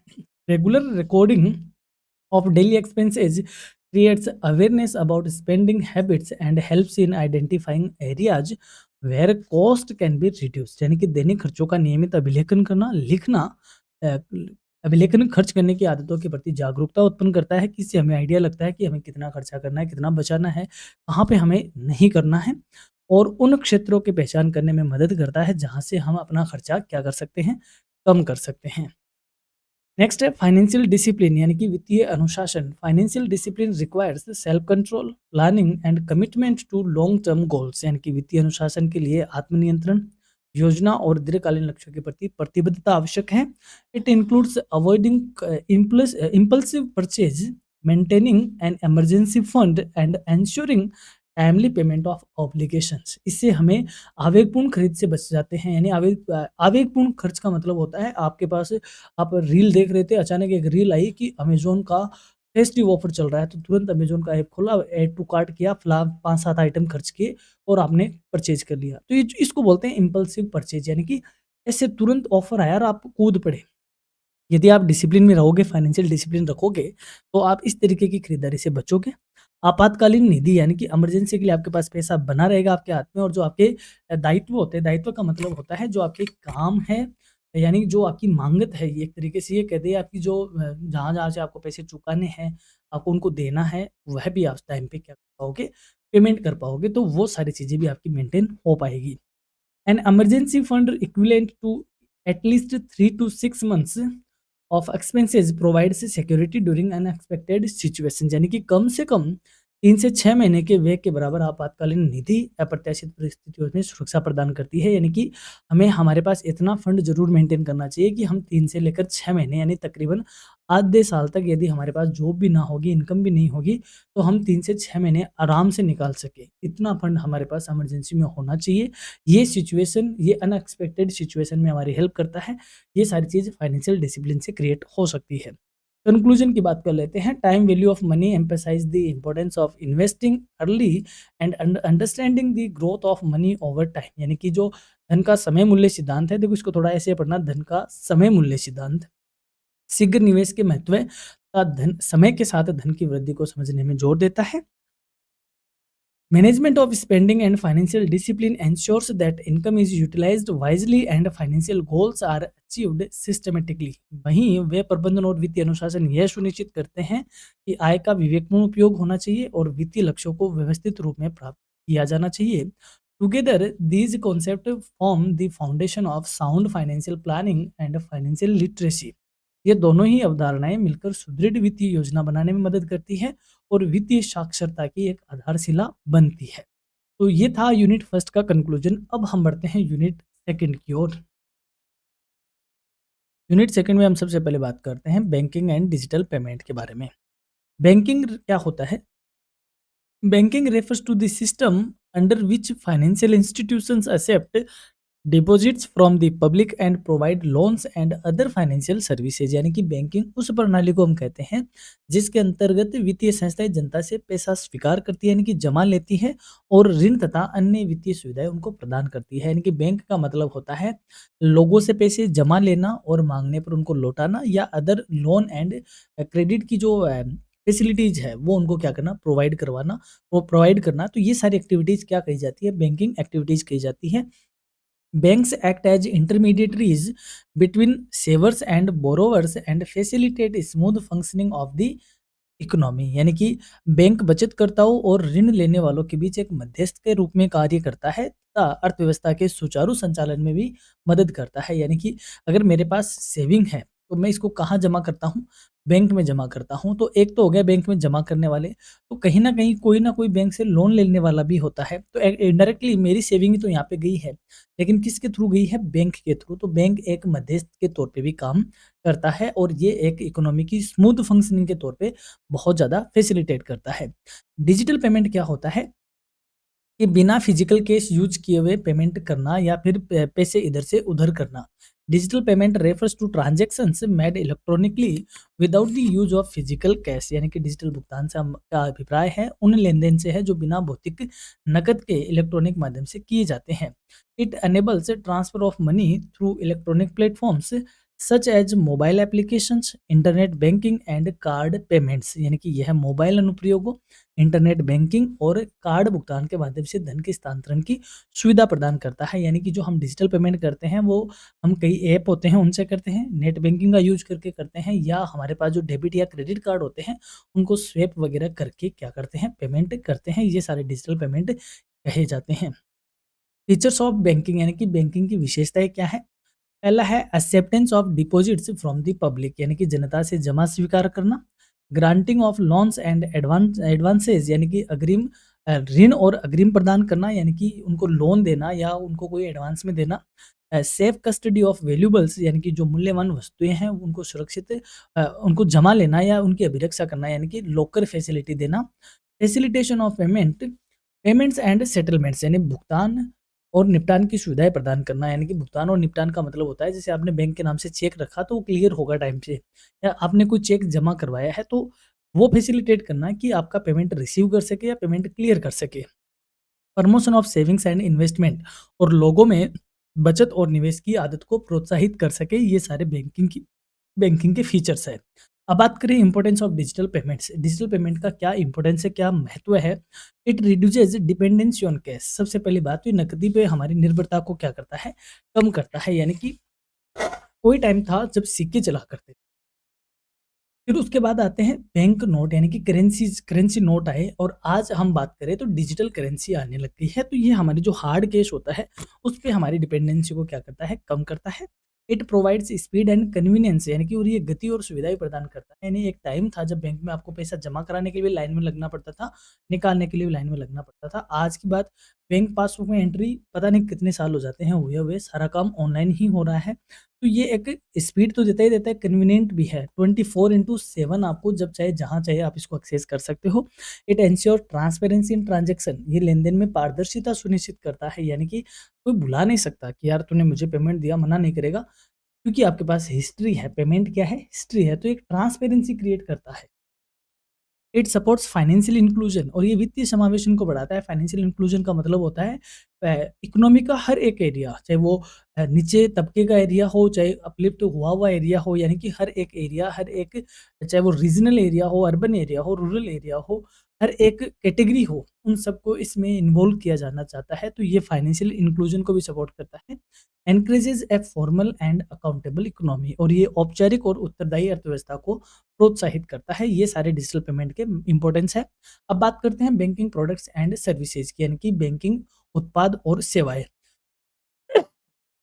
Banking products and services refers to the various facilities offered by banks to meet the financial needs of individuals, businesses and institutions। Banking उत्पाद और सेवाएं उन सभी सुविधाओं को बताती है जो कि बैंक व्यक्तियों, व्यवसायों और संस्थानों की वित्तीय आवश्यकताओं को पूरा करने के लिए प्रदान करते हैं। These products help in saving, investing, borrowing and transferring money efficiently। ये उत्पाद बचत, निवेश, ऋण लेने और धन के हस्तांतरण में सहायता करते हैं। यानी कि चाहे इन उत्पादों की बात करें तो ये हमारी बचत के लिए, इन्वेस्टमेंट करने में या उधार लेने में या ट्रांसफर करने में, पैसे को एक जगह से दूसरी जगह, इन सब में ये हेल्प करते हैं। मेन बैंकिंग प्रोडक्ट कौन-कौन से बैंकिंग प्रोडक्ट है? सेविंग अकाउंट यानी कि बचत खाता। Account meant for individuals to deposit money and earn interest. व्यक्तियों के लिए धन जमा करने का एक खाता होता है जो कि ब्याज अर्जित करने हेतु बनाया जाता है। यानी कि आपकी छोटी-छोटी बचतों को इकट्ठा करने के लिए जो खाता होता है, जो कि जनरली इंडिविजुअल यानी कि पर्सनल अकाउंट जैसा होता है, वो सेविंग अकाउंट कहा जाता है। वहीं करंट अकाउंट की बात करें तो account mainly used by businesses for frequent transaction, यानी कि चालू खाता फर्म का खाता होता है, व्यवसाय का खाता होता है जो कि बार-बार और बड़ी अमाउंट के लेन-देन करने के लिए उपयोग में लिया जाता है। फिक्स्ड डिपॉजिट अकाउंट यानी कि सावधि जमा, deposit made for a fixed period at a fixed rate of interest, यानी कि निश्चित अवधि और निश्चित ब्याज दर पे किया गया जमा फिक्स्ड डिपॉजिट कहा जाता है। And recurring deposit, regular monthly deposits for a specific period. आवर्ती जमा का मतलब होता है कि निश्चित अवधि के लिए नियमित मासिक तौर पे एक फिक्स्ड अमाउंट जमा करना, दैट इज रिकरिंग डिपॉजिट। तो इस तरीके के बैंकिंग प्रोडक्ट्स होते हैं। सर्विस की बात करें तो बैंकिंग क्या सेवाएं देता है? Loan and advances such as a personal loans, home loans and business loans, यानी कि व्यक्तिगत ऋण, गृह ऋण और व्यावसायिक ऋण जैसे ऋण और अग्रिम देता है। एटीएम एंड कार्ड फैसिलिटी देता है। Internet and mobile banking provide करवाता है। सेफ डिपॉजिट लॉकर्स यानी कि सुरक्षित लॉकर सुविधाएं देता है। फंड ट्रांसफर सर्विसेज और धन के स्थानांतरण की सुविधाएं या सेवाएं प्रदान करता है। ये सारी बैंकिंग सर्विसेज है, जबकि ये बैंकिंग प्रोडक्ट्स होते हैं। डिजिटलाइजेशन ऑफ फाइनेंशियल ट्रांजैक्शन, यानी कि आज जो हमारे ट्रांजैक्शन है वो सारे फाइनेंशियल मोड में करते हैं। तो यानी कि बिना पेपर के, यानी इलेक्ट्रॉनिक मोड में जो हम ट्रांजैक्शन करते हैं उन्हें डिजिटलाइजेशन ऑफ ट्रांजैक्शन कहा जाता है। Digitalisation of financial transactions refers to converting traditional cash based transactions into electronic form, यानी कि वित्तीय लेनदेन का डिजिटलीकरण पारंपरिक नकद आधारित लेनदेन को इलेक्ट्रॉनिक रूप में परिवर्तित दिया है। It increases efficiency, reduce paper work and ensure faster settlement of payments. ये कागजी कार्यवाही को कम करता है, दक्षता बढ़ाता है और भुगतान के त्वरित निपटान को सुनिश्चित करता है। यानी कि इसके क्या है इंपॉर्टेंस हो गए, या यूँ कहे ये इसकी फीचर्स हो गए। डेबिट कार्ड, देखो दो तरीके के कार्ड होते हैं, यहाँ पे दोनों को ही जान लेते हैं। एक होता है डेबिट कार्ड और एक होता है क्रेडिट कार्ड। इसको हम मैंने बोल दिया डेबिट कार्ड, और ये हो गया क्रेडिट, और ये आपका हो गया बैंक अकाउंट। दोनों को समझ लेते हैं। फॉर एग्जाम्पल, आपके बैंक अकाउंट में कितने रुपए हैं? 10,000 रुपए का आपका बैलेंस है। क्रेडिट कार्ड है, क्रेडिट कार्ड की एक लिमिट है जो कि मान लो कितनी है? 50,000 है। डेबिट कार्ड इसके लिए होता है जो आपके बैंक अकाउंट में जमा पड़ा है पैसा, इसको एक्सेस करने के लिए जो कार्ड होता है दैट इज डेबिट कार्ड। यानी आप अपना ही पैसा इससे क्या कर सकते हो? यूज कर सकते हो। यानी आपने किसी दुकान पे गए और आपने इस डेबिट कार्ड को वहाँ पे क्या किया? स्वैप किया, मशीन में क्या किया? स्वैप किया। तो आपका ये जो बैलेंस है जो आपके बैंक अकाउंट में है, इसमें से पैसा कटेगा, यानी कि इसमें से पैसा ट्रांसफर होगा। वहीं आपने क्रेडिट कार्ड क्या होता है? क्रेडिट कार्ड होता है बैंक आपको क्या देता है? उधार देता है। क्रेडिट कार्ड में जैसे मान लो फॉर एग्जांपल अभी चल रही है 1 फरवरी, 15 फरवरी, फिर फरवरी का एंड हो गया, फिर मार्च चालू हो जाएगा, 1 मार्च, 15 मार्च और मार्च का एंड हो गया। जैसे मान लो आपका साइकिल होता है कि हर 15 तारीख को आपका क्या बनता है? बिल बनता है। बिल जनरेट होता है और महीने की एंड तारीख को यानी आखिरी तारीख को आपका क्या होता है, पेमेंट होता है। तो 1 फरवरी से लेके 15 फरवरी तक का आपने जो भी ट्रांज़ैक्शन किए, उनका एक ही दिन बिल जनरेट होगा 15 फरवरी को, और जो 15 फरवरी को बिल जनरेट हुआ, उसका पेमेंट आपको कहाँ करना है, 28 फरवरी को। वहीं 16 फरवरी को आपने जो ट्रांज़ैक्शन किया, 16 फरवरी से लेके 15 मार्च तक का जो आपने ट्रांज़ैक्शन किया, उन सब का बिल जनरेट होगा 15 मार्च को और पेमेंट होगा 31 मार्च को। मेरी बात समझ में आ गई? तो उधार का मतलब हुआ कि इस टाइम पीरियड में बैंक आपसे कोई इंटरेस्ट नहीं लेगा। और ये सारे काम आप किसके माध्यम से करते हो? क्रेडिट कार्ड के माध्यम से करते हो। यानी क्रेडिट कार्ड का आपका बैंक जो बैलेंस है, इससे लेना-देना नहीं होता। बैंक ने आपको जो 50,000 की लिमिट दी है, इस 50,000 में से आप उसको यूज़ कर रहे होते हो, आपका बिल जनरेट होता है। पेमेंट डेट पे अगर आप पेमेंट करते हो, तो वापस आपका ये लिमिट वापस उसमें ऐड हो जाती है। जैसे आपने 16 फरवरी से लेके 15 मार्च के बीच आपने 20,000 रुपए यूज़ में ले लिए। जिसका पेमेंट 31 मार्च को होगा। तो यदि आप 31 मार्च को टाइम पे पेमेंट करते हो, तो 20,000 रुपए इसमें वापस ऐड हो जाएँगे, वापस ये कितने हो जाएँगे, 50,000 के हो जाएँगे। वह होता है credit card. A debit card allows the holder to withdraw money from an ATM and make payments directly from the linked bank account। यानी कि डेबिट कार्ड धारक को एटीएम से धन निकालने और सीधे संबंधित बैंक खाते से भुगतान करने की सुविधाएं प्रदान करता है। The account amount is immediately deducted from the account balance, और भुगतान की गई राशि तुरंत आपके खाते से कट जाती है। वहीं क्रेडिट कार्ड की बात करें तो एक credit card enables the user to purchase goods and services on credit within a specified limit. यानी कि क्रेडिट कार्ड का उपयोगकर्ता को निर्धारित सीमा के भीतर उधार पर वस्तुएं और सेवाएं खरीदने की सुविधा देता है। The card holder must repay the amount within the billing cycle to avoid interest and charges. ब्याज से बचने के लिए धारक को बिलिंग चक्र के भीतर ही राशि का भुगतान करना होता है। नेट बैंकिंग क्या होती है? Net banking allows customers to access banking services through the internet. यानी कि नेट बैंकिंग ग्राहकों को इंटरनेट के माध्यम से बैंकिंग सेवाओं का उपयोग करने की सुविधा देती है। यानी कि आपने बैंक की वेबसाइट पे गए, वहाँ से आपने लॉगिन किया, अपनी बैंकिंग जो यूज़र आईडी है, पासवर्ड है, और उससे फिर आपने जो भी फैसिलिटीज़ करी, जो भी वहाँ पे टास्क परफॉर्म किए, उसे हम क्या कहते हैं? Net banking. यानी कि वेबसाइट के माध्यम से जो बैंकिंग काम करते हो आप, that is known as the net banking. It includes fund transfers, bill payments, balance inquiries and online applications. यानी कि इसमें धन हस्तांतरण, बिल भुगतान, शेष बैलेंस की जांच करना, ऑनलाइन कोई आवेदन वगैरह करना, वो सारे इसमें इंक्लूड होते हैं। यूपीआई आप जानते हो, गूगल पे करना, फोन पे करना। यूपीआई का पूरा नाम होता है unified payment interface, enables instant transfer of funds between bank accounts using mobile devices.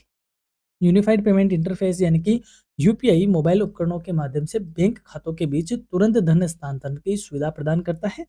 It operates on a real time basis and require a unique identification such as a virtual payment address. यानी कि यह वास्तविक समय पर कार्य करता है, यानी कि ऑन द स्पॉट काम करता है, और एक विशिष्ट पहचान यानी कि जिसको हम बोलते हैं जो ट्रांजैक्शन आईडी होती है, वो जनरेट करता है, जैसे वर्चुअल भुगतान पर पते की आवश्यकता होती है। यानी कि चाहे वो क्यूआर कोड को स्कैन करने की बात करें, यानी जो अपन यहाँ होती है, या यूपीआई आईडी होती है, उसके अकॉर्डिंग, यानी जो भी एड्रेस हम डालते हैं, यूपीआई आईडी या क्यूआर कोड, उस पर ये पेमेंट कर देता है। यानी कि आपको कोई अकाउंट नंबर नहीं डालना या फिर कोड नहीं डालना, उसको बोलते हैं यूपीआई।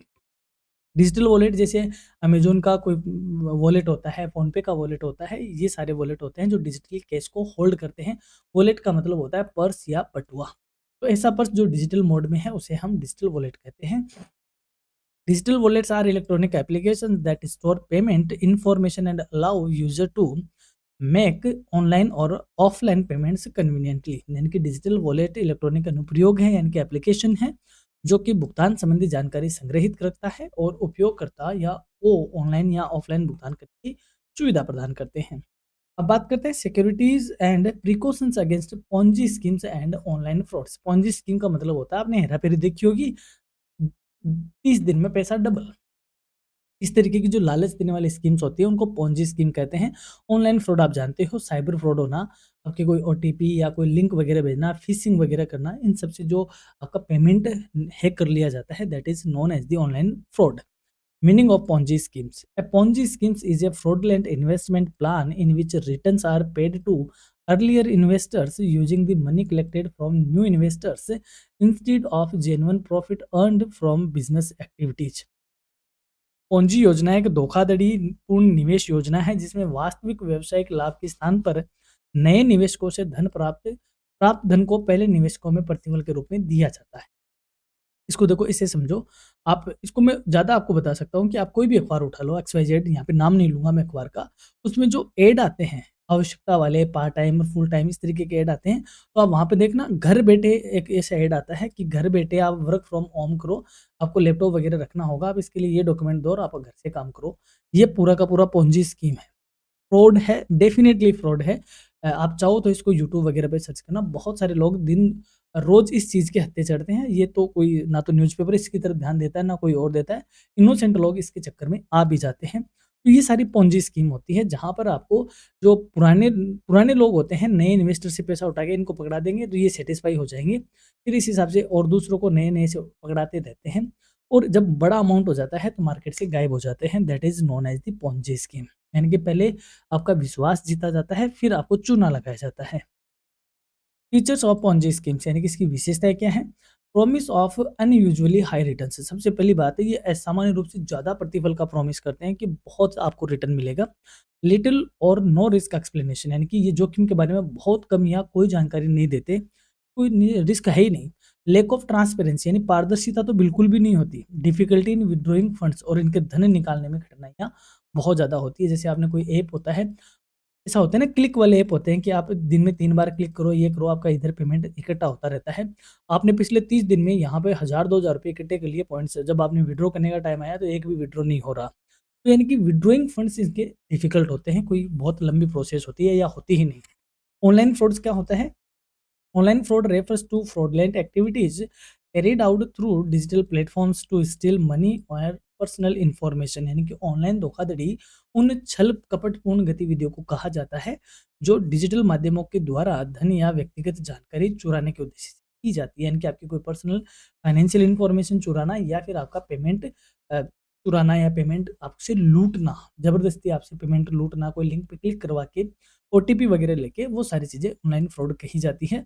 प्रिकॉशंस, यानी हम कैसे इससे बच सकते हैं? नेवर शेयर ओटीपी, पिन और पासवर्ड। कोई भी आपसे पूछे, चाहे वो बैंक का कोई कर्मचारी बता के पूछे, कोई भी पूछे, आपको कभी ओटीपी नहीं बताना है, अपना पिन नहीं बताना है, पासवर्ड उनको नहीं बताना है। Verify website authenticity before transaction. लेन-देन से पहले वेबसाइट की प्रामाणिकता की जाँच ज़रूर करें। आप इंस्टा वगैरह चलाते हो, वहाँ पर आपको अमेज़न वगैरह के ऑफ़र दिखते हैं, आप वहाँ पे क्लिक करते हो, डिट्टो वैसी ये वेबसाइट खुलती है जैसी अमेज़न की होती है, आप वहाँ पे ऑर्डर करते हो और आपको ये पता चलता है कि मैंने ऑर्डर भी कर दिया, सीओडी वो लेता नहीं है, और आप रोज़ देखते हो कि कब डिलीवर होगा सामान। होगा तो डिलीवर होगा ना, ये एक फर्जी वेबसाइट थी। तो जब आप ट्रांज़ैक्शन कर रहे हो, तो आप ये आइडेंटिफ़ाई कर लो कि हम सही वेबसाइट पे हैं। कोई भी वेबसाइट है, उससे पहले यदि एचटीटीपी इस तरीके से लिखा हुआ है, यानी कि जो हाइपरटेक्स्ट ट्रांसफर प्रोटोकॉल है, एचटीटीपीएस, ये अगर लिखा हुआ है, तो वेबसाइट थोड़ी सिक्योर है। हम ये कह सकते हैं वेबसाइट क्या है, सिक्योर है। तो आप वेबसाइट की ऑथेंटिसिटी ज़रूर चेक करें। Avoid clicking on suspicious links, यानी कि संदिग्ध लिंक पे क्लिक करने से बचना चाहिए। Use strong password and enable two factor authentication, यानी कि पासवर्ड अपना मजबूत रखें और टू फैक्टर ऑथेंटिकेशन हमेशा एक्टिव रखें। रेगुलरली चेक बैंक स्टेटमेंट, और अपने नियमित रूप से अपने बैंक स्टेटमेंट जांच करते रहे। इस प्रकार हम इनसे बच सकते हैं। अब हम बात करते हैं यूनिट थर्ड की, जिसमें हम बात करेंगे इन्वेस्टमेंट प्लानिंग एंड मैनेजमेंट के बारे में। यूनिट थर्ड में हम बात करेंगे इन्वेस्टमेंट प्लानिंग एंड मैनेजमेंट के बारे में, यानी कि निवेश नियोजन और प्रबंधन क्या है।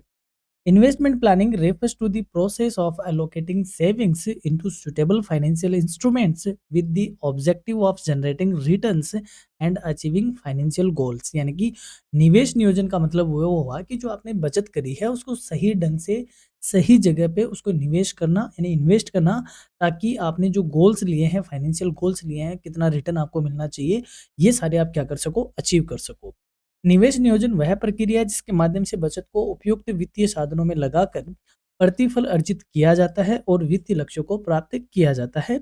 Investment management involves monitoring, reviewing and adjusting investments in order to maximise returns while controlling risk. यानी कि निवेश प्रबंधन का अर्थ है कि निवेशों की निगरानी करना, समीक्षा करना और समायोजन करना, ताकि जोखिम को नियंत्रित करते हुए अधिकतम प्रतिफल प्राप्त किया जा सके। यानी कि सीधी सी बात है, आपने इन्वेस्टमेंट किया है तो उस पे आपको रिटर्न ज़्यादा से ज़्यादा मिले, और इससे सबके लिए आपको इन्वेस्टमेंट का मैनेजमेंट करना, उसको मॉनिटर करना, उसको रिव्यू करना, कोई एडजस्टमेंट हो तो वो सब करना, ताकि आपका रिटर्न ज़्यादा से ज़्यादा हो सके। Investment planning is based on the principle that idle money losses value due to inflation, therefore savings must be invested productively to create wealth over time। यानी कि निवेश नियोजन का जो आधार है वो ये सिद्धांत है कि यदि आपका धन निष्क्रिय मुद्रा में है, यानी कि निष्क्रिय फॉर्म में है, यानी कि जैसे मैंने अभी कहा घर में आपने तिजोरी में रखा हुआ है आपका पैसा, तो उसका क्या होगा, ओवर टाइम इन्फ्लेशन होगा तो उसका वैल्यू कम ही हो जाएगा। जैसे आपने तिजोरी में 1,00,000 रुपए रखे 2026 में आपने रखे, तो 2028 में आप जब निकालोगे तो वह 1,00,000 ही होंगे, लेकिन आज जो इसकी वैल्यू है 2028 में इसकी वैल्यू और कम हो जाएगी। इन्फ्लेशन के चक्कर में इसकी जो बाइंग पावर है वो भी कम हो जाएगी। इसलिए निवेश नियोजन वो इस प्रिंसिपल पे काम करता है कि पैसे को निष्क्रिय फॉर्म में मत रखो, क्योंकि इससे मुद्रास्फीति के कारण पैसे के मूल्य कम हो जाते हैं। अतः हमें बचत को उत्पादक रूप से निवेश करना ज़रूरी होता है, ताकि हम इस पे इन्फ्लेशन को कवर कर सकें, रिटर्न हमें मिल सके और इससे वैल्यू हम बढ़ा सकें। ऑब्जेक्टिव ऑफ इन्वेस्टमेंट प्लानिंग, यानी कि निवेश करने के उद्देश्य क्या है, यानी कि निवेश नियोजन करने के क्या उद्देश्य है। पहला है कैपिटल एप्रिसिएशन, यानी कि पूंजी की वृद्धि करना, यानी कि जब आपके तिजोरी वाले 1,00,000 रुपए हैं उनको और बढ़ाना, ये पहला उद्देश्य है। दूसरा रेगुलर इनकम जनरेशन, यानी कि नियमित आय प्राप्त करना, यानी कि नियमित तौर पे चाहे मंथली हो, हाफ ईयरली हो, एनुअली हो, एक पर्टिकुलर इनकम प्राप्त करना। प्रोटेक्शन अगेंस्ट इन्फ्लेशन, और जो मुद्रास्फीति यानी कि जो महंगाई है उससे सुरक्षा प्राप्त करना। फाइनेंशियल सिक्योरिटी, यानी कि वित्तीय सुरक्षा प्राप्त करना। And achieving a long term goals such as retirement, children's education and property purchase, और जो आपकी दीर्घकालीन उद्देश्य है, चाहे वो सेवानिवृत्ति का प्लान हो, चाहे बच्चों की शिक्षा से रिलेटेड हो, या कोई प्रॉपर्टी खरीदने से रिलेटेड हो, इन सारे लक्ष्यों की क्या करना, प्राप्ति करना। इनके लिए हमें क्या करना पड़ता है, इन्वेस्टमेंट प्लानिंग करनी पड़ती है। ये उसके उद्देश्य है। स्टेप्स इन इन्वेस्टमेंट प्लानिंग, अब जब हम वित्तीय निवेश और निवेश नियोजन करते हैं तो कौन कौन से चरणों से गुजरते हैं। जैसे पहला ही है आइडेंटिफिकेशन ऑफ फाइनेंशियल गोल्स, यानी कि सबसे पहले तो वित्तीय लक्ष्यों की पहचान करना। गोल्स में भी शॉर्ट टर्म, मीडियम टर्म और लॉन्ग टर्म, यानी कि जो हमारे लक्ष्य हैं अल्पकालिक होते हैं, मध्यमकालीन होते हैं और दीर्घकालीन होते हैं। यानी कि छोटे गोल्स जो हमें विद इन 1 to 3 ईयर्स में अचीव करने हैं, मध्यमकालीन का जो 3 to 5 ईयर में अचीव करना है, और दीर्घकालीन जो 5 वर्ष से बाद में हमें अचीव करने हैं। तो सबसे पहले हमारे फाइनेंशियल गोल्स क्या है, उनको आइडेंटिफाई करना। Second, assessment of risk profile, यानी कि जोखिम प्रोफाइल का मूल्यांकन करना। इन्वेस्टर्स में भी कंजर्वेटिव, मॉडरेट और aggressive depending on their risk tolerance, यानी कि जो निवेशक है उनकी जोखिम उठाने की जो शक्ति है उसके आधार पे जो रूढ़िवादी निवेशक भी होते हैं, मध्यम भी होते हैं और आक्रामक भी होते हैं। यानी कि जो अग्रेसिव होते हैं, बिना सोचे समझे उठा के पटक दिया मार्केट में, पैसा डूब भी गया या फिर बहुत अच्छा रिटर्न भी आ गया। तो कुछ ऐसे भी होते हैं जो नपे तुले काम करते हैं, और कुछ कंजर्वेटिव होते हैं, सेफ जोन में कहना खेलना पसंद करते हैं। तो रिस्क असेसमेंट भी करना। फिर है assets allocation. Assets allocation that means distribution of funds among equity, debt, gold, real estate and other assets to balance risk and return, यानी कि जो हमारी परिसंपत्ति है उसका इस तरीके से आवंटन करना ताकि जो जोखिम और प्रतिफल है उसमें संतुलन बना रह सके। कुछ पैसा इक्विटी में डालना, कुछ पैसा ऋण में डालना, कुछ पैसा गोल्ड में डालना और कुछ पैसा रियल एस्टेट में डालना, ताकि धन का वितरण इस प्रकार हो कि कोई ना कोई सेक्टर अप डाउन भी होता रहे तो भी हमें रिटर्न मिल ही जाए। तो असेट्स का प्रॉपर एलोकेशन करना। सिलेक्शन ऑफ इन्वेस्टमेंट इंस्ट्रूमेंट्स, निवेशक जो निवेश साधन है उनका प्रॉपर चयन करना कि कौन से इंस्ट्रूमेंट में हमें इन्वेस्ट करना है। Choosing suitable financial products based on objectives and risk capacity, यानी उद्देश्यों और जोखिम क्षमता के आधार पर उपयुक्त वित्तीय उत्पादों का चयन करना। मॉनिटरिंग एंड रिव्यू, यानी कि निगरानी और समीक्षा करना। Regular evaluation of portfolio performance and rebalancing if required, यानी कि पोर्टफोलियो के प्रदर्शन को नियमित मूल्यांकन करना कि आपका जो पोर्टफोलियो यानी कि जो इन्वेस्टमेंट आपने कर रखा है उसमें क्या अप एंड डाउन आ रहे हैं, और उसमें कोई चेंजेज करना है तो आवश्यकता अनुसार उसको वापस बैलेंस करना है, यानी कुछ और उसमें इन्वेस्ट करना है या कुछ हमें बेचना है या बाहर निकलना, वो सारा करना। ये सारे इन्वेस्टमेंट के स्टेप्स होते हैं।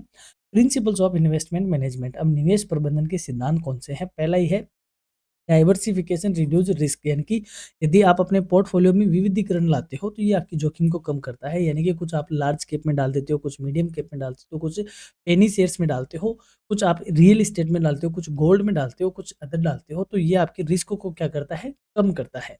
Higher return is associated with higher risk, जो अधिक प्रतिफल है वो अधिक जोखिम से जुड़ा हुआ होता है। जहाँ ज़्यादा जोखिम होती है वहाँ रिस्क, वहाँ रिटर्न भी ज़्यादा होता है। Long term investment reduce market volatility यानी इम्पैक्ट, यानी कि दीर्घकालीन निवेश बाजार उतार चढ़ाव के प्रभाव को कम करता है। यानी कि जो म्यूचुअल फंड्स होते हैं वो लॉन्ग टर्म होते हैं, तो जैसे मान लो इस साल आपको 10% लॉस हो गया, तो अगले साल जैसे आपको 3% प्रॉफिट हो गया, फिर उसके अगले साल 18 हो गया, इसी साल आपको 40% प्रॉफिट हो गया, तो ऑन एन एवरेज 20-25 साल में आपको 15 से 20% का क्या मिल जाता है, रिटर्न मिल जाता है। तो कहने का मतलब जो लॉन्ग टर्म है वो आपकी मार्केट की जो अप्स एंड डाउन्स है उसको क्या करता है, कंट्रोल कर लेता है या उसका इम्पैक्ट को कम कर देता है। Liquidity should be maintained for emergencies, यानी कि आपात स्थिति के लिए तरलता बनाए रखना भी जरूरी है। कुछ पैसा ऐसी जगह इन्वेस्ट करना चाहिए जिनको जल्दी ही इनकेश कर सको। तो ये सारे क्या है, प्रिंसिपल्स हैं इन्वेस्टमेंट मैनेजमेंट के। नेक्स्ट है effective investment management ensures systematic wealth creation and financial stability, यानी कि अगर आप प्रभावी निवेश प्रबंधन करते हो तो व्यवस्थित संपत्ति का निर्माण होता है और साथ ही आपकी वित्तीय स्थिरता भी सुनिश्चित होती है। Investment opportunities and financial products, यानी कि निवेश के अवसर और वित्तीय उत्पाद। Investment opportunities refer to various avenues where an investor can invest funds to earn returns, यानी कि निवेश के अवसर वे विभिन्न माध्यम हैं जहां निवेशक धन लगाकर प्रतिफल अर्जित कर सकता है। These opportunities differ in risk, return, liquidity and taxation, यानी कि ये जो अवसर है वो जोखिम, प्रतिफल, तरलता और कर व्यवस्था के आधार पर अलग-अलग होते हैं।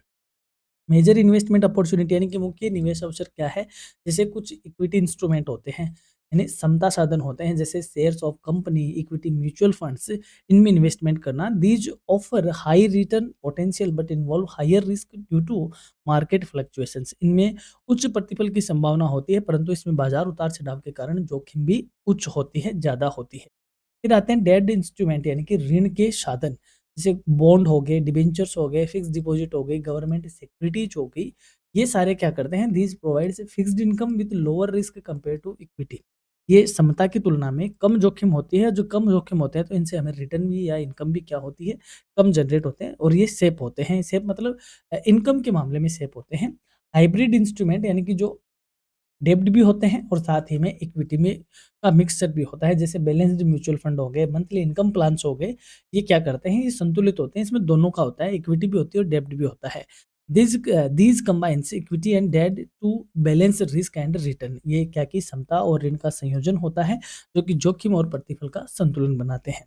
फिर आते हैं अल्टरनेटिव इन्वेस्टमेंट, जिसमें आप गोल्ड में, रियल एस्टेट में, एक्सचेंज ट्रेडेड फंड्स में और पेंशन फंड में क्या करते हो, इन्वेस्टमेंट करते हो। These provide diversification benefits and long term appreciation, ये विविधीकरण का आपको बेनिफिट दिलवाते हैं, साथ ही में दीर्घकालीन पूंजी वृद्धि भी प्रदान करते हैं।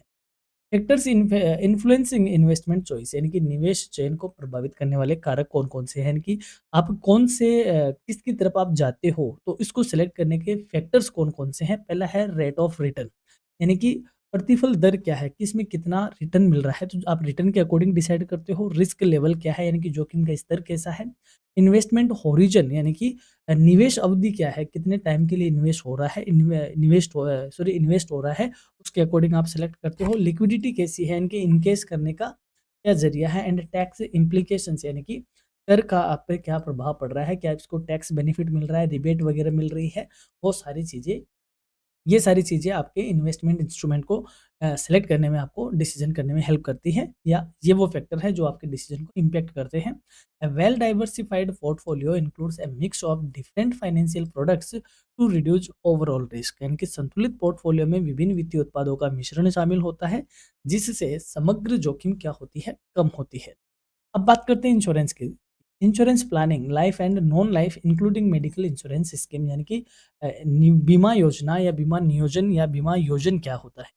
Insurance planning refers to protection against financial losses arising from unforeseen events such as death, illness, accident to और प्रॉपर्टी डैमेज, यानी कि जो इंश्योरेंस प्लानिंग है वो जुड़ा उसका मतलब होता है कि जो हमारी भविष्य की जो अनफोर्सीन इवेंट्स है, कोई घटनाएं हैं, चाहे वो डेथ से रिलेटेड हो या बीमारी से हो या दुर्घटना से हो या आपकी संपत्ति का डैमेज हो, उसके अगेंस्ट जो हमें लॉस होता है उनकी प्रोटेक्शन के लिए हम क्या करते हैं, इंश्योरेंस प्लानिंग करते हैं।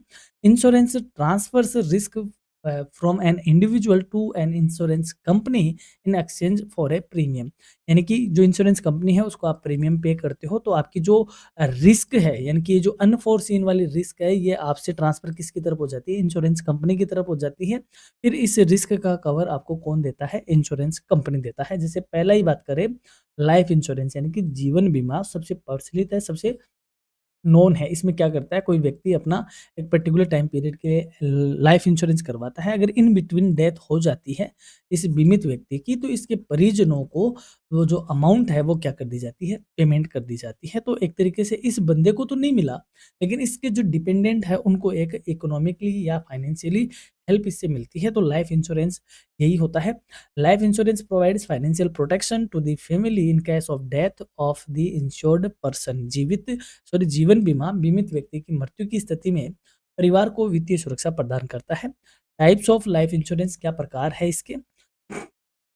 टर्म इंश्योरेंस का मतलब होता है पर्टिकुलर आपने एक समय अवधि के लिए आपने टर्म इंश्योरेंस लिया है, जिसमें आप उसको प्रीमियम देते हो कंपनी को, बट यदि आप इन बिटवीन कुछ मिस हैपनिंग होती है तब आपको इसका मिलता है बेनिफिट, यानी आपके बीमे जो डिपेंडेंट है उनको मिलता है। यदि अनफोर्सीन नहीं होता है तो आपको इसमें कुछ नहीं मिलता है, यानी कि इसमें इन्वेस्टमेंट फैक्टर नहीं होता है।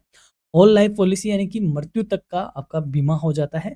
जब आप मरते ही हो तब आपको उसमें बेनिफिट मिल जाता है। कुछ इन्वेस्टमेंट फैक्टर भी इसमें होता है, दैट मीन्स बीच-बीच में आपको पेमेंट मिलता रहता है। एंडोवेंट पॉलिसी भी यही होती है। एंडोवेंट पॉलिसी जैसे आपने 20 साल का पेमेंट करवाया तो 4-4 साल से आपको कुछ इसमें पेमेंट भी मिल रहा हो, तो ये एंडोवेंट होती है। फिर आती है unit linked insurance plan. Unit linked insurance plan जिसमें आपका जो पेमेंट है वो म्यूचुअल फंड्स में भी क्या किया जाता है? इन्वेस्ट किया जाता है। इसको यूलिप कहा जाता है। इंपॉर्टेंस क्या है जीवन बीमा की या बीमा की? इनकम रिप्लेसमेंट, ये आय का प्रतिस्थापन करते हैं। फैमिली फाइनेंशियल सिक्योरिटी, परिवार को वित्तीय सुरक्षा प्रदान करते हैं। टैक्स बेनिफिट्स, कर में कई तरीके के लाभ प्रदान करते हैं। And loan facility against policy, और इस पॉलिसी के बिहाफ पे आप क्या ले सकते हो? बैंक वगैरह से लोन भी ले सकते हो। ये इसके महत्व है। अब बात करते हैं नॉन लाइफ इंश्योरेंस यानी कि सामान्य बीमा, जिसको गैर जीवन बीमा भी कहते हैं। जैसे आग का आपने बीमा करवा लिया, आपने अपने वाहन का बीमा करवा लिया, आपने अपनी हेल्थ का बीमा करवा लिया, इनको सामान्य बीमा कहा जाता है। Non life insurance covers risk other than life, यानी कि सामान्य बीमा जीवन के अतिरिक्त अन्य जोखिमों को कवर करता है। टाइप्स में बात करें तो जैसे हेल्थ इंश्योरेंस जो आपके स्वास्थ्य बीमा की बात करता है, मोटर इंश्योरेंस जो आपके वाहन इंश्योरेंस की बात करता है, प्रॉपर्टी इंश्योरेंस जो आपकी संपत्ति की बात करता है, एंड ट्रेवल इंश्योरेंस जो आपकी यात्रा की बात करता है कि यात्रा के दौरान आपके साथ कुछ मिस हैपनिंग हो जाती है, that is known as the travelling insurance. सबसे पहले बात करें मेडिकल इंश्योरेंस स्कीम्स की। Medical insurance covers hospitalisation expenses, treatment costs and sometimes preventive health checkups.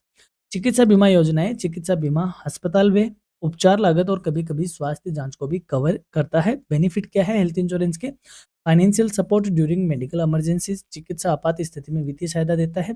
Cashless treatment facilities, यानी कि बिना पेमेंट किए, यानी कि बिना कैश के आपको उपचार की सुविधाएं देता है। कवरेज फॉर क्रिटिकल इलनेस, और कई बार गंभीर बीमारियों की स्थिति में भी आपको कवरेज प्रदान करता है। इसके लाभ है insurance planning is essential because unaccepted events can severally disturb financial stability. बीमा नियोजन आवश्यक है क्योंकि अप्रत्याशित घटनाएं कई बार वित्तीय स्थिरता को गंभीर रूप से प्रभावित कर सकती है। Adequate insurance ensures risk protection and financial continuity, यानी कि पर्याप्त बीमा जोखिम सुरक्षा और वित्तीय निरंतरता सुनिश्चित करते हैं। दैट्स व्हाई इंश्योरेंस प्लानिंग जरूरी होता है। चलिए अब हम बात करते हैं यूनिट फोर्थ की। यूनिट फोर्थ में हम बात करेंगे पर्सनल टैक्स यानी कि व्यक्तिगत कर। सबसे पहले बात करते हैं व्यक्तिगत कर क्या होता है। देखो सरकार क्या करती है, सरकार चार तीन काम मेजरली करती है। पहला होता है इनकम का, यानी कि सरकार के इनकम को पब्लिक इनकम कहते हैं। फिर सरकार के खर्चे जिनको पब्लिक एक्सपेंडिचर कहते हैं। और तीसरा होता है सरकार जो लोन लेती है उसको पब्लिक डेट कहते हैं। सरकार की इनकम दो तरीके से होती है, एक होता है टैक्स इनकम और एक होता है नॉन टैक्स इनकम। टैक्स फिर दो तरीके के होते हैं, एक होते हैं डायरेक्ट टैक्स और एक होते हैं indirect tax. Indirect tax, direct tax में जो बड़ा नाम आता है वो आता है इनकम टैक्स का। ठीक है, तो टैक्स क्या होता है? पर्सनल टैक्स की बात करें तो पर्सनल टैक्स एक तरीके से इनकम टैक्स ही कहा जाता है, यानी कि आपकी इनकम पर लगने वाला tax, that is personal tax या इनकम टैक्स। क्लियर? तो पर्सनल टैक्स होता क्या है? Personal tax refers to the tax levied by the government on the income earned by individuals, यानी कि व्यक्तिगत कर वह कर है जो सरकार द्वारा व्यक्तियों की आय पर लगाया जाता है। In India personal taxation is primarily govern by the income tax act and administrated by the income tax department. Bharat में व्यक्तिगत कराधान मुख्य रूप से आयकर अधिनियम द्वारा नियंत्रित होता है और आयकर विभाग द्वारा प्रशासित किया जाता है। Taxation is an important source of government revenue which is used for public welfare, infrastructure development, defense, education, healthcare, and other public services. कराधान सरकार के लिए राजस्व का एक महत्वपूर्ण स्रोत है जिसका उपयोग सरकार सार्वजनिक कल्याण कार्यों हेतु, अवसंरचना यानी कि इंफ्रास्ट्रक्चर हेतु, रक्षा, शिक्षा, स्वास्थ्य और अन्य जो सार्वजनिक सेवाएं हैं उन आदि में जो पैसा सरकार काम में लेती है वो कराधान से यानी कि टैक्सेशन से ही सरकार प्राप्त करती है। Personal tax is calculated on the basis of total taxable income earned during a financial year. व्यक्तिगत कर की गणना वित्तीय वर्ष में अर्जित कुल कर योग्य आय के आधार पर की जाती है, यानी कि 1 अप्रैल से लेकर 31 मार्च के बीच जो आपने जो आपकी इनकम है, जो टैक्सेबल इनकम है, उसके आधार पर आपके टैक्स की जो अमाउंट है वो क्या की जाती है, कैलकुलेट की जाती है। सबसे पहले बात करते हैं introduction to basic tax structure in India for personal taxation, यानी कि भारत में व्यक्तिगत कराधान की जो संरचना है वो क्या है। The basic tax structure in India for individuals is based on a progressive tax system. Bharat में जो व्यक्तियों के लिए कर संरचना है वो प्रगतिशील कर प्रणाली पर आधारित है। प्रगतिशील कर प्रणाली का मतलब होता है जैसे जैसे आपकी इनकम बढ़ेगी वैसे वैसे आपका टैक्स भी क्या होगा, बढ़ेगा। इसको बोलते हैं प्रगतिशील टैक्स सिस्टम यानी कि progressive tax system. Under this system tax rates increases as income increases, यानी कि इस प्रणाली के अंतर्गत आय बढ़ने के साथ साथ टैक्स की रेट भी बढ़ती है। कंपोनेंट्स क्या है टैक्स स्ट्रक्चर के, यानी इस संरचना के घटक क्या है। सबसे पहला है रेजिडेंशियल स्टेटस, यानी कि आवासीय स्थिति कैसी है करदाता की। Tax liability depends on whether the individual is resident और नॉन रेजिडेंट, यानी कि कर दायित्व इस बात पर निर्भर करता है कि जो करदाता है या जो व्यक्ति है वो भारत में निवासी है या अनिवासी है, यानी कि उसका रेजिडेंट कैसा है, वो एनआरआई है या फिर रेजिडेंशियल स्टेटस उसका क्या है। सेकंड, हेड्स ऑफ इनकम, यानी income is calculated under 5 heads, यानी कि इनकम में 5 हेड होते हैं। पहला है इनकम फ्रॉम सैलरी, यानी कि वेतन से आय। इनकम फ्रॉम हाउस प्रॉपर्टी, यानी कि गृह संपत्ति से आय। Profits and gains from business और प्रोफेशन, यानी कि व्यवसाय और पेशे से लाभ। कैपिटल गेन्स यानी पूंजीगत लाभ। And income from other sources, यानी अन्य स्रोतों से लाभ। इन पांचों ही स्रोतों से जो इनकम होती है उनको इसमें लिया जाता है और जो पांचों स्रोतों से इनकम होती है उसको ग्रोस इनकम कहते हैं, यानी सकल कुल आय। Total income from all heads before deductions, यानी कि सभी शीर्षों से प्राप्त कुल आय कटौतियों से पहले, यानी कि डिडक्ट अभी कुछ किया नहीं है उससे पहले जो आपकी सारे हेड से जो इनकम होती है उसको ग्रॉस टोटल इनकम कहते हैं। डिडक्शंस यानी कि कटौतियां, यानी आपको कौन कौन सी छूट मिल रही है। Certain deductions are allowed under specified sections, यानी कि निर्दिष्ट धाराओं के अंतर्गत जो कुछ कटौतियां है जो कि जेन्युइन चीजें हैं वो सारी इसमें से क्या की जाती है, डिडक्ट की जाती है, उनको कटौतियां कहते हैं। टैक्सेबल इनकम, कर योग्य आय।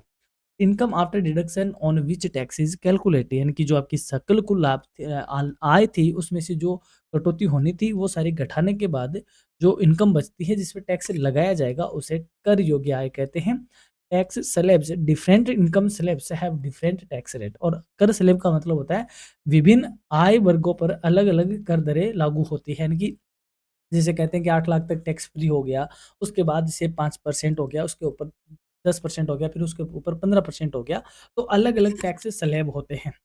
These the progressive tax system ensures equity by taxing higher income groups at higher rates, यानी कि प्रगतिशील कर प्रणाली समानता सुनिश्चित करती है क्योंकि उच्च आय वर्गों पर अधिक दर से कर लगाया जाता है और निम्न आय वर्गों पर कम दर से लगाया जाता है, और भी कम आय होती है वहां पे टैक्स नहीं लगाया जाता। ये होता है progressive tax system.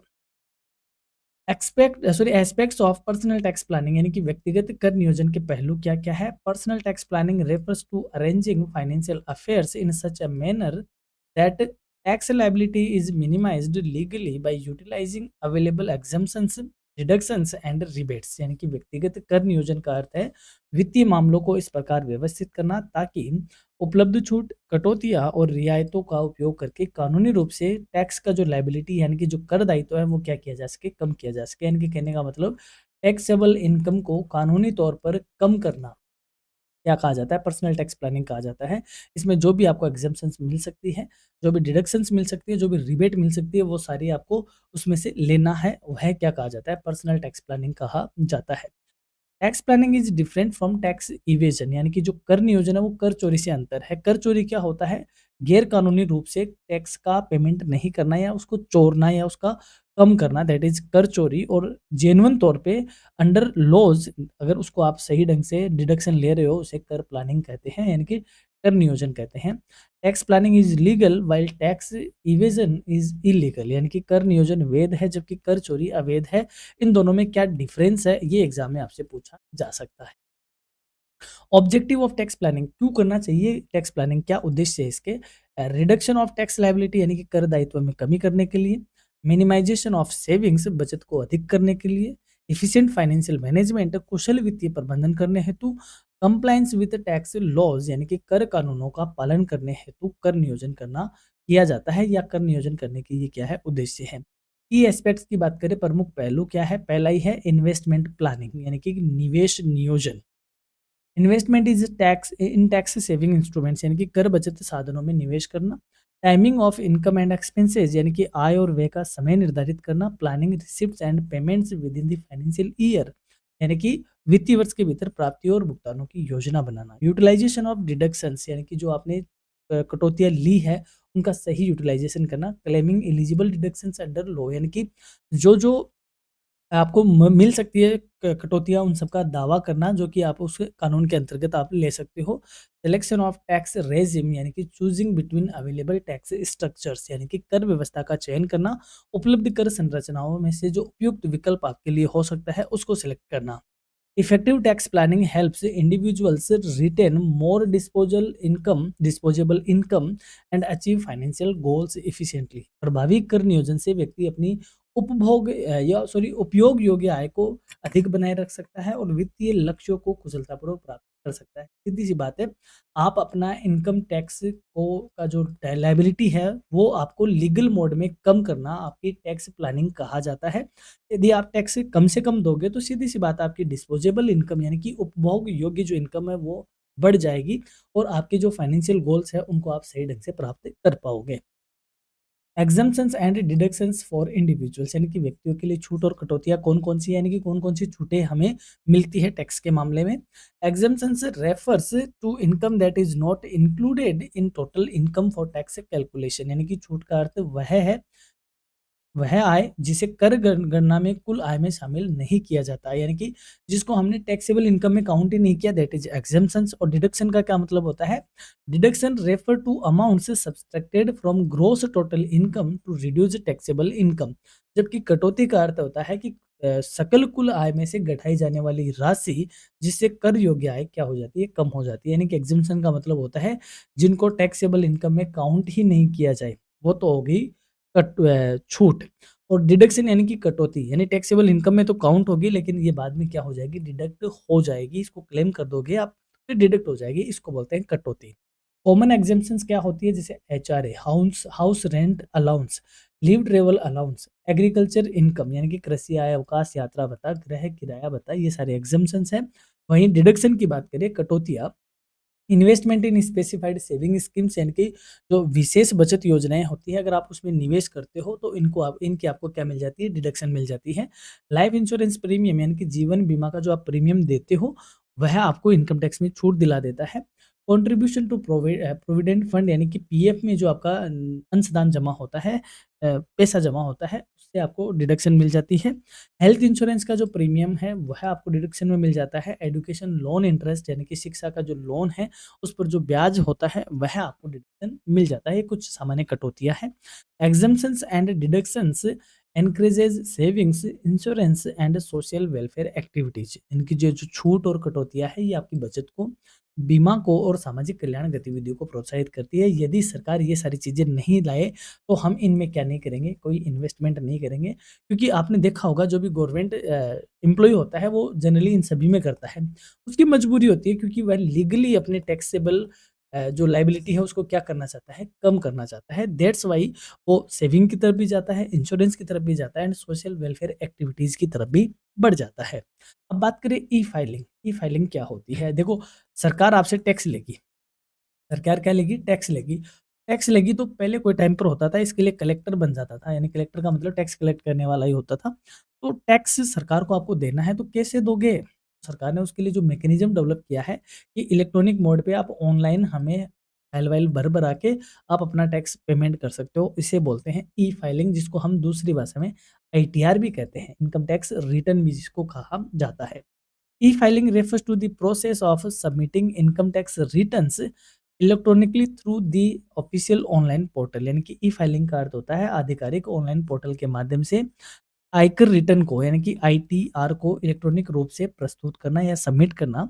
It has replaced manual filing and made the process faster and transparent. इसने क्या किया, जो मैनुअल फाइलिंग थी यानी कि ऑफलाइन मोड में फाइल भर के सबमिट करने की प्रक्रिया को सब्स्टिट्यूट कर दिया, यानी कि प्रतिस्थापित कर दिया। और जबकि इसके अलावा ये तरीका फास्ट है, यानी कि तेज है, प्लस पारदर्शी भी ये तरीका है। क्या फ़ायदा है ई फाइलिंग के? It is convenient and time saving, यानी कि सुविधाजनक है और ये समय की बचत करता है। इमीडिएट एक्नॉलेजमेंट, ये त्वरित स्वीकृति देता है। इट रिड्यूस पेपर वर्क, ये कागजी कार्रवाई कम करता है। And faster processing of refunds, और जो भी आपको रिफंड मिलता है उसकी शीघ्र आपको ये प्रोसेस में डाल देता है और आप ये जल्दी ही आपको क्या मिल जाता है, आपका जो रिफंड अमाउंट होता है वो मिल भी जाता है। ये इसके फायदे हैं। बेसिक स्टेप, यानी कि आईटीआर बनने के बेसिक स्टेप क्या है? सबसे पहले है registration on the tax portal.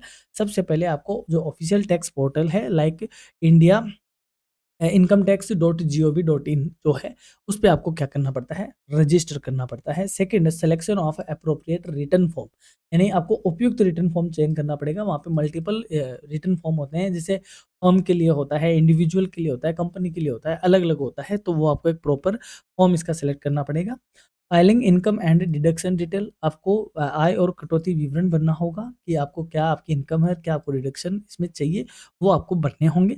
Verification through digital signature और ओटीपी, जो भी डिजिटल हस्ताक्षर और ओटीपी है उसके द्वारा इसका वेरिफिकेशन या सत्यापन होगा। ई filing promotes transparency and efficiency in the tax system, E filing कर प्रणाली में पारदर्शिता लाता है और ये दक्षता को बढ़ावा देता है। तो ये था अपना फाइनेंशियल लिटरेसी का वन शॉट क्लास का सेगमेंट, और मैं आपको यहाँ पे ये कहना चाह रहा हूँ कि इसी पेपर के इम्पोर्टेंट क्वेश्चन का भी सेगमेंट हमने अपलोड कर दिया है। तो आप हमारे ऊपर आई बटन में या एंड स्क्रीन में या फिर इसके डिस्क्रिप्शन में जाके इम्पोर्टेंट क्वेश्चन के इस वीडियो को भी आपको देखना चाहिए, जहाँ पर आप इस वन शॉट क्लास से बनने वाले जो इम्पोर्टेंट क्वेश्चन है, जो कि आपकी PG semester third MA MCOM और MSc के जो बीएससी पेपर है उसमें आपको एग्जाम के लिए काफ़ी हेल्प करेगा। अब रही बात इस क्लास की पीडीएफ, इस क्लास की पीडीएफ आपको मिलेगी हमारी वेबसाइट पे, जिसका लिंक डिस्क्रिप्शन में मिल जाएगा। और उसमें जैसे आप जाओगे तो पीजी सेमेस्टर थर्ड के फ़ोल्डर में आपको ये फ़ाइल मिल जाएगी, या यूँ कहें ये पीडीएफ आपको अवेलेबल हो जाएगी। तो आप वहाँ पर जाके इस पीडीएफ को डाउनलोड कर लीजिए और आप आराम से अपनी एग्ज़ाम की तैयारी कीजिए। हमारी ओर से आपकी एग्ज़ाम की तैयारी का एक इनिशिएटिव था, या यूँ कहें एक छोटा-सा प्रयास था, कि होप आपको ये समझ में आया होगा। एग्ज़ाम में आपको यहाँ से मदद मिलेगी, डेफ़िनिटली मदद मिलेगी। तो चलिए लेते हैं आपसे विदा। अगर आपको क्लास अच्छी लगती है, क्लास को हाइप करें, अपने दोस्तों के साथ शेयर करें। नए हो तो डेफ़िनेटली आप सब्सक्राइब भी करें। So stay tuned, keep watching, keep studying with your career readiness. Have a nice day, have a great time. Thank you.